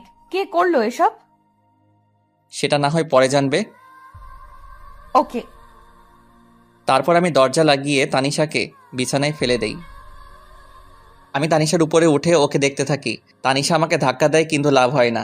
আমি ওর কাছে যেতেই তানিশা লজ্জায় চোখ বন্ধ করে নেয়। আমি ওর গোলাপি ঠোঁটে কিস করতেই ও কেঁপে ওঠে। আমি আস্তে আস্তে ওর ঠোঁটে কিস করতে করতে গলায় কিস করি। এরপর তানিশা নিজেই আমার উপর ঠোঁটে কিস করতে শুরু করে। তারপর আমার দুজনেই হারিয়ে যাই ভালোবাসার অতল সাগরে। সকালে আমার আগেই তানিশার ঘুমটা ভেঙে যায়। তানিশা দেখে আজকেও আমার বুকের উপর শুয়ে আছে। তানিশার কাছে আজকে সকালটা একদম অন্যরকম। অনেক খুশি খুশি লাগছে, কিন্তু কাল রাতের কথা মনে পড়তেই কিছুটা লজ্জা পাই। তাকিয়ে দেখে এখনো রাহি ঘুমিয়ে আছে। তাই রাহির কপালে আলতো করে একটা কিস দেয়। এতে রাহি তানিশাকে আরো শক্ত করে জড়িয়ে ধরে। তানিশা বুঝতে পারে রাহি জেগে আছে এখনো, তাই রাহির কাছ থেকে ছাড়ার জন্য চেষ্টা করে, কিন্তু পারে না। রাহি আরো শক্ত করে জড়িয়ে ধরে কিস দেয়। কি মশাই, সারা রাত তো ঘুমাতে দেন নাই, এখন আবার কি? এখন ওইটা? একদম না, সারা রাত আদর করে শখ মেটেনি। না, এখন একটু। No mister. ওকে একটা কিস তো দিবা? ওকে, চোখ বন্ধ করো। কেন? এখন আবার লজ্জা কি? চোখ বন্ধ করতে বলছি, বন্ধ করো। ওকে। আমি চোখ বন্ধ করলাম। একটু পর তানিশা ওর ঠোঁটে আমার ঠোঁটের সাথে এক করে দিল। বাহ, সকাল সকাল এমন মিষ্টিকে ঘুম ভাঙলে লাইফটাই সুন্দর হয়ে যেত। তারপর তানিশা গোসল করতে চলে যায়। আমি শুয়ে রইলাম। তানিশা গোসল করে এসে দেখে আমি এখনো ঘুমিয়ে আছি। কি ব্যাপার, উঠবে না নাকি সারাদিন শুয়ে থাকবে? এই শোনো। তানিশা চুল মুছতে মুছতে আমার কাছে আসতেই আমি টান দিয়ে আমার কাছে নিয়ে আসি। এতে ওর ভিজা চুল আমার মুখের উপরে পড়ে। চুল থেকে এত সুন্দর সুগন্ধি আসছিল, সেটা মনে হয় সব পারফিউমকে হার মানাবে। তানিশা আমাকে মুখের উপর থেকে চুলগুলো সরিয়ে নেয়, মেজাজটা খারাপ করে দিল। কত সুন্দর লাগছিল, দিল তো 12টা বাজিয়ে। কি হলো এটা? তুমি তো আমাকে তোমার উপর ফেলে দিলে। চুলগুলো কেন সরালে? কত ভালো লাগছিল। আমি জানি না কি মাথা মোটা। কি বললে? কিছু না। আজকে তোমাকে এত সুন্দর লাগছে কেন? আগে সুন্দর লাগতো না বুঝি? আগে লাগতো, কিন্তু তার থেকে বেশি এখন লাগছে। মন চাচ্ছে সারাদিন আজকে তোমাকে আদর করি। চুপ বদমাইশ। এবার ছাড়ো, অনেক দেরি হয়ে যাচ্ছে, বাইরে যেতে হবে। ওকে। তানিশা চলে যায়, আমিও ঘুম থেকে উঠে ফ্রেশ হতে যাই। তানিশা কিচেনে আম্মুর কাছে গিয়েছে রান্না শিখতে। তুই এখানে কেন এলি? আমাকে তো কোনো কাজই করতে দাও না, তোমার একটু হেল্প করি। কি ব্যাপার, তুমি এইভাবে হাসতেছো কেন? তোকে কাজ করতে হবে না, রাহির কাছে যা। যাচ্ছি, তবে হাসছো কেন বলবে তো? তারপর তানিশা চলে যায় আমার কাছে। কি ব্যাপার ম্যাডাম? আম্মু আমাকে দেখে বারবার এভাবে হাসছে কেন? কি বলো? হ্যাঁ বললাম, হাসছো কেন? বলে কিছু না, তোমার কাছে যেতে বলেছে। আমি ওর দিকে একটু ভালো করে তাকিয়ে হাত ধরে ঘরে নিয়ে আসলাম। কি হলো, এইভাবে নিয়ে আসলে কেন? এই দেখো। আমি আয়নার কাছে ওকে দাঁড় করিয়ে গলায় আর ঘাড়ে দেখালাম। ও আল্লাহ, এসব দাগ! তুমি এসব না দেখে গিয়েছিলে কেন? আমি বুঝি নাই। সরি, কাল রাত হয়তো অনেক ব্যথা লেগেছে তোমার। আমার এমন করা ঠিক হয়নি। তোমার ভালোবাসার কাছে কখন যে ব্যথা লেগেছে বুঝতেই পারি নাই। আমি সকালে নাস্তা করে অফিসে চলে গেলাম। আজকে প্রথম দিন, তাই লেট করলাম না। আমি অফিসে চলে আসায় তানিশার ভালো লাগছিল না, তাই ও চুটকির কাছে যায়। কি ব্যাপার ভাবি, আজকে তুমি এত সকালে উঠেছো? রোজই তো উঠি। আমি তো ভাবছি আজকে সারাদিন ঘুমাবে। কেন? কালকে রাতে এত কিছু করলাম তোমাদের জন্য, আমি তো ভাবছি আজকে সারাদিন তুমি ঘুমাবে। কি তার মানে তুই ঘরটা সাজাইছিলি? জি, আর আমি জানতাম তোমাকে ভাই সারপ্রাইজ দিবে। আগে থেকেই সব জানতি, আমাকে বললি না? শয়তান্নি। বললে ভাই আর কি হতো, আমার ভাই আমার কিউট ভাবিটাকে কত ভালোবাসে। তোরা দুই ভাই বোন আস্ত বদের হাড্ডি। আমার কিউট ভাবি। কি ব্যাপার, এত তেল মারছিস কেন? কিছু না। দুপুরের দিকে ভাবলাম তানিশাকে একটা ফোন দেই, খেয়েছে কিনা, কিন্তু পরক্ষণে মনে হলো আমার ফোন তো বিনা আন্দোলনে শহীদ হয়েছে। ফোনটা আর দেওয়া হলো না। ভাবলাম তানিশার হাতের ফোনটা নষ্ট, একটা কিনে দিতে হবে। বিকালে বাড়িতে আসার সময় তানিশার জন্য আইসক্রিম আর চুটকির জন্য চকলেট নিয়ে আসলাম। দরজায় কলিং বেল দিতেই তানিশা এসে দরজা খুলে দিল। আইসক্রিমটা ওর হাতে দিলাম আর চকলেট চুটকিকে দেওয়ার জন্য বললাম। রাতে খাবার খেয়ে রুমে এসে বসে আছি, দেখি একটু পর তানিশা আসলো।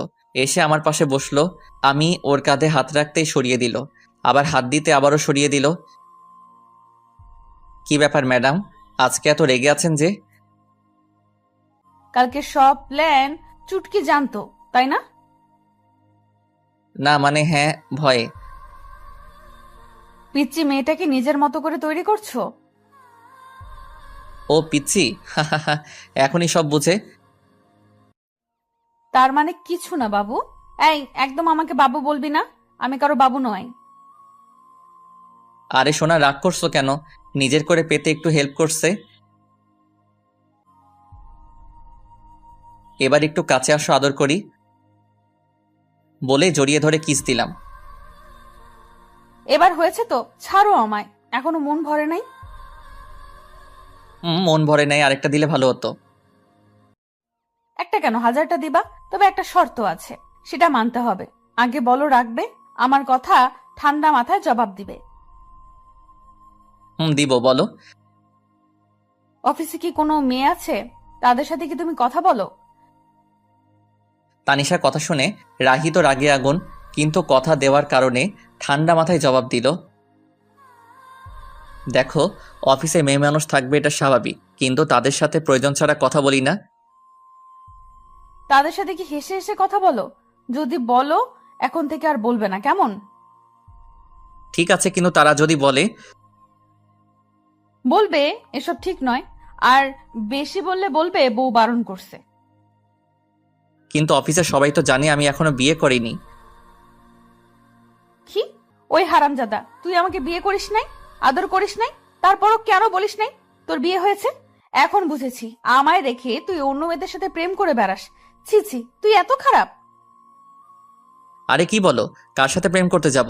আর কেনই বা করব, ঘরে এত সুন্দর বউ থাকতে। তুমি সত্যি অন্য মেয়েদের সাথে প্রেম করো না? না রে বাবা, সত্যি কারোর সাথে প্রেম করি না। আর তুমি এতদিনে এই চিনলে আমাকে? কাল অফিসে গিয়ে সবাইকে বলে দিবে তোমার বিয়ে হয়েছে। আর যদি না বলো তাহলে তোমার সাথে কখনো কথা বলবো না, তোমাকে আদর করব না, বলে দিলাম কিন্তু। বলবো। এই তো আমার লক্ষ্মী জামাই। সকালে। এই তুমি ওঠো, সকাল হয়েছে, অফিসে যেতে হবে না? উঠছি। উঠছি মানে? তাড়াতাড়ি ওঠো, না হলে পানি ঢেলে দিব। এই যে উঠে পড়েছি, আর আমি আগেই টের পেয়েছি, কিন্তু ইচ্ছে করে উঠিনি। কেন কেন? দেখলাম আমার বউটা ঠিকঠাক কাজ করতে পারে কিনা। ভালো করেছেন জনাব। এখন গিয়ে ফ্রেশ হয়ে নিন, আমি নাস্তা রেডি করছি। আমি ফ্রেশ হয়ে নাস্তা করে নিলাম। এই যে কাল কি বলেছিলাম সব মনে আছে তো? সব মনে আছে। আরেকটি কথা মনে করেও করতে পারছি না, মনে মনে ভাবছি। কি হলো, এইভাবে দাঁড়িয়ে আছো যে? অফিস যাবে না? তো কি করব, তুমি যেতে দিলে কই? আমি আবার কি করলাম? তোমাকে টেনে ধরেছি নাকি? ধরেছে, ওই তো এখন একটা কিস দিয়েছো না বলেছো। ও, আমি তো ভুলেই গেছিলাম। তার জন্য বুঝি আমার বরটা রাগ করে দাঁড়িয়ে আছে। দাঁড়াও, দিচ্ছি। কিন্তু এখন আর রাগ হচ্ছে না। আমি তানিশার কাছে থেকে বিদায় নিয়ে অফিসে চলে এলাম। আজ একটু খুশি খুশি লাগছে। তানিশার কথা ভাবছিলাম, হঠাৎ কারো আসার শব্দ শুনে আমি চমকে উঠলাম। স্যার, এসে বিরক্ত করলাম না তো? না, কি জন্য এসেছেন বলুন। এমনি এসেছি স্যার, আসলে আজকে আপনাকে অন্যরকম লাগছে। ও আচ্ছা, না আমি ঠিক আছি, আপনি এবার আসুন। Okay sir. তখন পি আসলো। স্যার, একটু পর একটা মিটিং আছে, আপনাকে থাকতে হবে, না হলে অনেক বড় সমস্যা হবে। এখন তো আমি চলে যাব, আপনারা সবাই থাকুন। না স্যার, আপনাকে থাকতেই হবে। কিন্তু আমি তো। না স্যার, আপনাকে থাকতেই হবে, অনেক বড় সমস্যা। ঠিক আছে, সবাইকে বসতে বলুন, আমি আসছি। আমার এখন বাড়িতে যাওয়ার সময়, কিন্তু আজ একটা মিটিং থাকার কারণে কোনো উপায় না পেয়ে থাকতে হলো। মিটিংয়ে থাকাটা অনেক বড় জরুরি। মিস্টার রাব্বি, ফাইলগুলো আপনি সব ভালো করে দেখে নিয়েছেন তো? আমি দেখেছি স্যার, আপনি শুধু দেখলেই হবে। আমি ফাইলগুলো দেখছিলাম, তখন আমার ফোনটা বেজে উঠল। একটু ব্যস্ত থাকার কারণে ফোনের দিকে নজর দিলাম না। মিস্টার রাব্বি, সব ঠিক আছে? ওনাদেরকে সামনের সপ্তাহে আসার জন্য আমন্ত্রণ করেন। আমার ফোনটা আবারও বাজতে শুরু করলো। স্যার, আপনার ফোন বাজছে। দেখছি, একটু ওয়েট করেন। আমি সেখান থেকে সরে এসে ফোনটা হাতে নিল। ফোনটা রিসিভ করতেই, কি ব্যাপার, কখন থেকে তোমাকে ফোন করে যাচ্ছি, তুমি ফোন রিসিভ করলে না কেন? আর কোথায় তুমি? অফিসে। আর তোমার বোঝা উচিত হয়তো কোনো কাজে আটকে গিয়েছি, বিধায় ফোনটা রিসিভ করিনি। তারপরেও কেন বিরক্ত করে যাচ্ছ? অফিসে মানে? অফিস টাইম তো অনেক আগেই শেষ হয়ে গেছে। তার মানে তুমি অন্য মেয়েদের সাথে আড্ডা দিচ্ছ? যা ভেবেছিলাম তাই হলো। এখন কিন্তু অনেক বাড়াবাড়ি হয়ে যাচ্ছে। ফোন রাখছি আমি, এখন ব্যস্ত আছি। বলেই ফোনটা কেটে দিলাম। এভাবে রেগে কথা বলা আর হুট করে ফোন রেখে দেওয়ায় তানিশার একটু সন্দেহ হলো, আর মনে মনে ভাবছে তাহলে কি রাহি আমাকে ধোকা দিচ্ছে? না, এর শিকড় আমাকে টেনে বের করতেই হবে। মিটিং শেষ করে 2 ঘন্টা পর বাড়িতে আসলাম। এসে দরজায় কলিং বেল চাপ দিলাম, সাথে সাথেই তানিশা এসে দরজা খুলে দিল। এতক্ষণ নিশ্চয়ই পথের দিকে চেয়েছিল, তখন বলতে লাগলো, এই ছেলে, কি পেয়েছিস কি? ঘরে বউ রেখে অন্য মেয়েদের সাথে মেলামেশা করবি, আর বাড়িতে এসে এমন ভাব করবি যেন এখন অফিস থেকে এসেছিস। তানিশা এখন কিন্তু একটু বাড়াবাড়ি হয়ে যাচ্ছে। আমি বাড়াবাড়িই করছি, সত্যি বললাম তো, তাই শুনতে খারাপ লাগছে। আমি নিজের রাগ কন্ট্রোল করতে না পেরে নিজের গালে নিজেই 2টা থাপ্পড় মারি। এমনিতেই আজকে কাজের অনেক ধকল গেছে, তার উপর বাড়িতে আসতে না আসতে কী সব শুরু করে দিয়েছ। আমি তোমাকে আগেই বলেছি আমার কোনো মেয়ের সাথে মেলামেশা নেই। আগে যাই একটু কথা বলতাম, এখন তাও বলি না, কারণ তুমি আছো, তোমাকে নিয়েই ভাবতে চাই। তাহলে আজ এত লেট করলি কেন? ফোন করলাম, কথা না বলে কেটে দিলি। নিশ্চয়ই তখন পাশে কোনো মেয়ে ছিল। ছিল, তবে কোনো বাজে মেয়ে ছিল না। তাহলে কেন বললি না? কাজে আটকে গিয়েছিলাম, তার উপর একটা মিটিং ছিল। সরি, আগে বলনি কেন? তাহলে তো এত বাজেভাবে বকা দিতাম না। আমার বুকের উপর ঠুস করে মাথা রেখে কথাগুলো বলল, আমাকে বলার সুযোগ দিয়েছো তুমি? সরি বাবা, এবার ফ্রেশ হতে যাও। রাতে খাবার খেয়ে যে যার মতো রুমে চলে গেল। আমি রুমে এসে অভিমান করে বসে আছি। কি হলো? এভাবে মুখ গোমড়া করে বসে আছো কেন? কি হলো আমার পাগলটার? কি হলো? এভাবে মুখ গোমড়া করে বসে আছো কেন? কথা না বললে কিন্তু আমি অন্য রুমে চলে যাব বলে দিলাম। যাও না কেন, আটকে রেখেছে? তুমি এখনো আমার উপর রেগে আছো?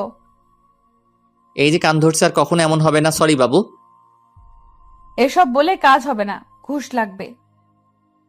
ঘুষ দেওয়া এবং নেওয়া আমি পছন্দ করি না। তানিশা বুঝতে পারছে আমি কিসের নেশায় ধরেছে, তাই একটু দুষ্টুমি করে বলল, তুমি পছন্দ করতে হবে না, আমি পছন্দ করি, তাই আমি ঘুষ নিব। আমি না দিলে তুমি কিভাবে নিবে? না দিলে জোর করে আদায় করে নিব। বলি তানিশার দিকে এগোচ্ছি, আর তানিশা পিছনে যাচ্ছে। একদম কাছে আসবে না, আসলে কি করব? খারাপ হয়ে যাবে কিন্তু। খারাপটাই তো দেখতে চাই। এই বলে আমি তানিশার কাছে গিয়ে গলায় কিস করে আস্তে আস্তে ঘাড়ে চুমু দিচ্ছিলাম।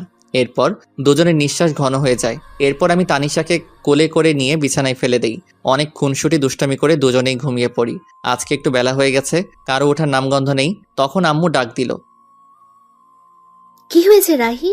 অনেক বেলা হয়ে গেছে, এখনো উঠছিস না? অফিসে দেরি হয়ে যাচ্ছে তো। আম্মু একটু ঘুমাই। আর ঘুমাতে হবে না, আর ঘুমালে তোমার অফিসে যাওয়া হবে না। আচ্ছা, উঠছি। তারপর আমি ফ্রেশ হয়ে নাস্তা করে অফিসে চলে এলাম। দেখি রাব্বি আমার কেবিনে বসে আছে। কি ব্যাপার? কিছু না স্যার, অন্য দিনের তুলনায় আজকে একটু লেট হয়েছে। আচ্ছা যাও, কাজ করো গিয়ে। রাব্বি চলে গেল। আমি কেবিনে বসে কাজ করছিলাম, তখন আমার ফোনটা কান্না করে উঠল। ফোনটা হাতে নিয়ে দেখি অচেনা নম্বর। খুব বিজি, আমাকে একটু সময় দিতে পারো না? আপনি কোথাও ভুল করছেন, আমি আপনাকে চিনি না, আর নাম্বারটাও কোনোদিন দেখিনি। ও, এখন তো মনে থাকবেই না। বিয়ের আগে কত কিছু করেছো, বিয়ে করার সাথে সাথে সব শেষ। আপনি কে বলুন তো? বলবো না। ওকে বাই, আমি ফোন রেখে দিলাম। এই না না, বলছি। আজ আম্মুর কাছ থেকে নতুন সিম নিয়েছি তোমার সাথে দুষ্টমি করব বলে।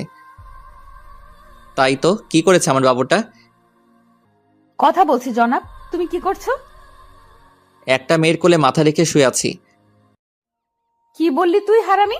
লুচ্চা বেটা, তোর সাথে কোনো কথা নাই। তুই কোনো দিন আমাকে বউ বলবি না। তানিশা ফোন রেখে দিল। আমি হাসতেছি, কেমন বোকা বানিয়ে দিলাম তানিশাকে। একটু পর আম্মুর ফোন এলো। হ্যালো আম্মু, বলো। অসময়ে ফোন দিলা যে, কি কিছু হয়েছে?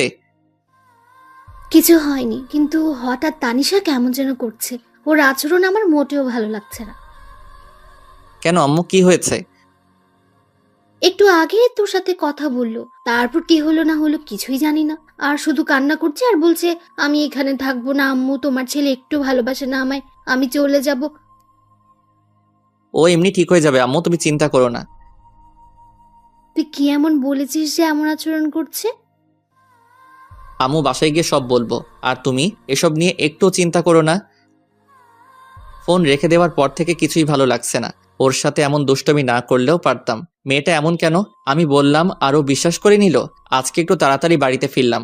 বাড়িতে এসে তানিশাকে কোথাও দেখতে পাচ্ছি না। তানিশার কোনো সাড়া শব্দ নেই, তাই আম্মুকে বললাম, আম্মু আম্মু। কি হয়েছে? বাড়িতে এসে এভাবে চিল্লাচিল্লি করছিস কেন? আম্মু তানিশা কই? কখন থেকে ডাকছি, কোনো সাড়া শব্দ নেই। তানিশা ওর বাড়িতে চলে গেছে। আমি বললাম কি হয়েছে, আমার কথা না শুনে হন হন করে ব্যাগ নিয়ে চলে গেল। আমার এখন একদম ভালো লাগছে না তানিশা যাওয়ার পর থেকে। ঘরটা কেমন যেন হয়ে গেছে। তুই গিয়ে তাড়াতাড়ি তানিশাকে নিয়ে আয়। আম্মু অনেক রাত হয়েছে, এখন তুমি শুয়ে পড়ো, আমি আসছি। বলেই বাইক নিয়ে শ্বশুরবাড়ির উদ্দেশ্যে রওনা দিলাম। বেশি দূরের পথ না। শ্বশুরবাড়ি এসে দরজায় কলিং বেল দিতে লাগলাম। কিছুক্ষণ পর তানিশা এসে দরজা খুলে দিল। কি হয়েছে? এভাবে চিল্লাচিল্লি করছেন কেন? এটা কোনো মাছের হাট না যে এভাবে চিল্লাচিল্লি করবেন। তুমি এভাবে চলে এলে কেন? জানো না আম্মু তোমাকে ছাড়া থাকতে পারে না, সাথে আমিও। ঢং করা লাগবে না। যেখানে আমার কোনো মূল্য নেই সেখানে আমি থেকে কি করব? মানে? অফিসে যাওয়ার নাম বলে অন্য মেয়েদের সাথে থাকবে, সন্ধ্যা হলে বাসায় ফিরবে, তার কাছে আমি কিভাবে থাকবো? তানিশা চোখ মুখ লাল হয়ে আছে, মনে হয় অনেক কান্না করছে। কান্না করারই কথা, যে কথা বলেছি। আরে আমি তো মজা করে বলেছিলাম, আর আমি তো তখন তোমার সাথেই কথা বলছিলাম। বিশ্বাস না হলে অফিসে খোঁজ নিয়ে দেখো। আমি কোনো খোঁজ নিতে যাব না, আমার কোনো দরকার নেই। আপনি এখান থেকে চলে যান। আপনার মতো লোকের সাথে আমি সংসার করব না। বলেই মুখের উপর দরজা লাগিয়ে দিল। কি রে, তোমাদের আবার ঝগড়া হয়েছে? ওই বেটা বদের হাড্ডি সব সময় আমাদের সাথে লেগে থাকে। তবুও তো তোকে অনেক ভালোবাসে। রাগ করে এখন যে এলি, কিভাবে থাকবি এখন? সত্যি তো আম্মু, আমার এখন ভালো লাগছে না। কেন যে ওকে রাগে তাড়িয়ে দিলাম। ওকে ফোন দে। আমি পারবো না আম্মু, তুমি দাও। আমি কেন দিব? তোর জামাই, তুই ফোন দে। তানিশা একটু ভয়ে ভয়ে আমাকে ফোন দিল। হঠাৎ আমার ফোনটা বেজে উঠল। পকেট থেকে ফোনটা বের করে দেখি তানিশা ফোন দিয়েছে, তাই একটু দেরি না করে ফোন রিসিভ করলাম। হ্যালো তানিশা। কেউ যদি আমাকে ভালোবেসে থাকে তাহলে এসে নিয়ে যেতে পারে। এইটুকু বলেই ফোনটা কেটে দেয়। বুঝতে পারলাম পাগলিটার রাগ কমেছে, তাই দেরি না করে ওকে নিতে চলে এলাম। এসে দেখি ও রেডি। চাচিকে না মানে শাশুড়ি মাকে বলে নিয়ে আসলাম। রাস্তায় আমার সাথে একবারও কথা বলেনি, তাই আমি আগে বলি, সরি। তুমি এতটা রাগ করবে বুঝতে পারিনি। আমি তো এমনি মজা করে কথাটা বলেছিলাম। তুমি জানো না আমি তোমাকে কতটা ভালোবাসি। এসব বললে আমার কষ্ট হবে না? সরি, আর কখনো এমন বলবো না। এবার প্লিজ একটু হাসো। হয়েছে? এই তো আমার লক্ষ্মী বউ। বাসায় আসতে আম্মু তানিশাকে দেখে বলতে থাকে, কি রে মা, রাগ করে এভাবে এখান থেকে চলে গিয়েছিলি কেন? জানিস না তোকে ছাড়া এখন এই বাড়িটা ফাঁকা ফাঁকা লাগে? আর যাব না আম্মু, তোমার ছেলেকে বলো আমার সাথে যেন না লাগে। রাহি, তুই সবসময় আমার মেয়েটার পেছনে লেগে থাকিস কেন? তানিশা, তোর সাথে আর এমন করলে আমাকে বলবি, তখন মজা দেখাবো হারামজাদাকে। ওকে। রাতে খাবার খেয়ে ঘুমানোর সময় ঘটল বিপত্তি। তুই বিছানায় ঘুমাবি না। আজব তো, কেন? আমি বলছি তাই। সব তো ঠিক হয়ে গেল, কিন্তু এখন আমার কি? কিচ্ছু ঠিক হয়নি। আমাকে কষ্ট দেওয়ার ফল। যতদিন না আমি বলবো ততদিন তুই নিচেই ঘুমাবি। এটা কেমন কথা? ওই আমার সোনাটা, বাবুটা। না, তুই একদম এসব বলে ডাকবি না। আমি তোর কেউ না। ও বউ। কে তোর বউ? তুমি আমার কিউট সোনা বউ। আমি তোর বউ না। আমার বর তো খুব ভালো, সে আমাকে অনেক ভালোবাসে, কখনো কষ্ট দেয় না, কিন্তু তুই শুধু আমাকে কষ্ট দিস। ও বউ, ভুল হয়ে গেছে, মাফ করা যায় না? একদম চুপ, তুই আজ থেকে নিচেই ঘুমাবি। তোমার কষ্ট হবে না এতে? আমার কোনো কষ্ট হবে না। ওকে, গুড নাইট। হুম। পরের দিন সকালে ঘুম থেকে উঠে দেখি আমি বিছানায়। কি ব্যাপার, আমি এখানে কিভাবে আসলাম? আমি তো ফ্লোরে ঘুমাইছিলাম। নিশ্চয়ই বান্দর নিয়ে এনেছে। থুক্কু তানিশা। মুখের কোণে অজান্তেই হাসি ফুটে উঠল। পাগলি একটা, নিজেই নিচে ঘুমানোর কথা বলল, আবার নিজেই উপরে নিয়ে আসছে। ও বউ, চুপ। আমার সোনা বউ। সকালে উঠেই বউ বউ করছিস কেন? ও আপু, আপনার এখনো রাগ কমেনি? কি বললি? আমি তোর আপু, তাই না? এইবার তো মনে হয় আমি শেষ। না মানে চাচাতো বোন যখন বউ, তাই তো? একদম চুপ, বেয়াদব। রাগ কেন বাবু, সরি বলছি তো। রাখ তোর সরি, তোর সরির গুষ্টি মারি। তানিশার সাথে ঝগড়া করছিলাম, তখনই চুটকি এসে ডাক দিল। ভাইয়া, তোকে আর আপুকে আব্বু ডাকছে, তাড়াতাড়ি আয়। তুই যা, আসছি। তাড়াতাড়ি আয়। তারপর আমি আর তানিশা আব্বুর কাছে গেলাম। আব্বু কিছু বলবে? তোমাদের সাথে কিছু কথা ছিল। কি বাবা? আসলে তোমাদের বিয়ে করার পর অনেক সমস্যা গেছে আমাদের পরিবারের উপর। দোকানটাও শেষ হয়ে যায়, হাতে টাকাও ছিল না। এখন সব ঠিক আছে, তাই তোমরা কিছুদিন ঘুরে আসো। এই নাও টিকিট। কক্সবাজারে আমার সব ব্যবস্থা করা আছে। আচ্ছা আব্বু, আমি তো মহা খুশি। পরের দিন আমরা কক্সবাজারের উদ্দেশ্যে রওনা দেই। ওখানে পৌঁছাতে পৌঁছাতে অনেক সময় লাগে, তাই আমরা সোজা হোটেলে চলে যাই। তারপর ফ্রেশ হয়ে খাবার খেয়ে রেস্ট নেই, কারণ অনেকটা পথ জার্নি করে এসেছি। পরের দিন ঘুম থেকে উঠে আমি ফ্রেশ হওয়ার জন্য ওয়াশরুমে যাই। গিয়ে দেখি তানিশা গোসল করছে। আমাকে দেখে চিৎকার করে ওঠে। আসার সময় নক করবি তো? আমি কিভাবে জানবো তুমি ভিতরে? আর দরজা নক করো নাই কেন? তুই ঘুমিয়েছিলি তাই নক করি নাই। ও, বের হ এখন। কেন, আমি থাকলে প্রবলেম কি? যেতে বলছি যা। না, আমি বাথরুমের দরজাটা নক করে ওর দিকে এগিয়ে যাই। তানিশা ভয় পিছনে যেতে থাকে। আমি তানিশার অ্যাক্টিভারের কাছে যেতেও ও চোখ বন্ধ করে নেয়। তারপর আমি চলে আসি। তানিশা হাত ছেড়ে বাঁচলো। এখনো কি আমার উপর অভিমান করে আছো? প্লিজ আমার দূরে দূরে রেখো না, অনেক কষ্ট হচ্ছে আমার। আমি গিয়ে ওর হাত ধরি। প্লিজ তানিশা কিছু না বলে আমাকে জড়িয়ে ধরে। কখনো ছেড়ে যাবি না তো? জীবন থাকতেও না। কখনো যাবে না তো? বাঁচতে হলে একসাথে বাঁচবো, মরতে হলে একসাথে মরবো। প্রমিস? প্রমিস। ওই, হুম। আমার না ছোট একটা রাহি লাগবে। তাই? হুম। কিন্তু আমার যে ছোট্ট একটা তানিশা লাগবে। তানিশা লজ্জা পেয়ে আমার বুকে মুখ লুকায়। আমি ওকে কোলে করে নিয়ে বিছানায় ফেলে দেই। ওর ঠোঁটের সাথে আমার ঠোঁট এক করে দেই। তারপর কি হলো সেটাও কি বলতে হবে? আপনাদের কি লজ্জা শরম কিছু নেই? এটা জানার জন্য বসে আছেন? জান মিয়া।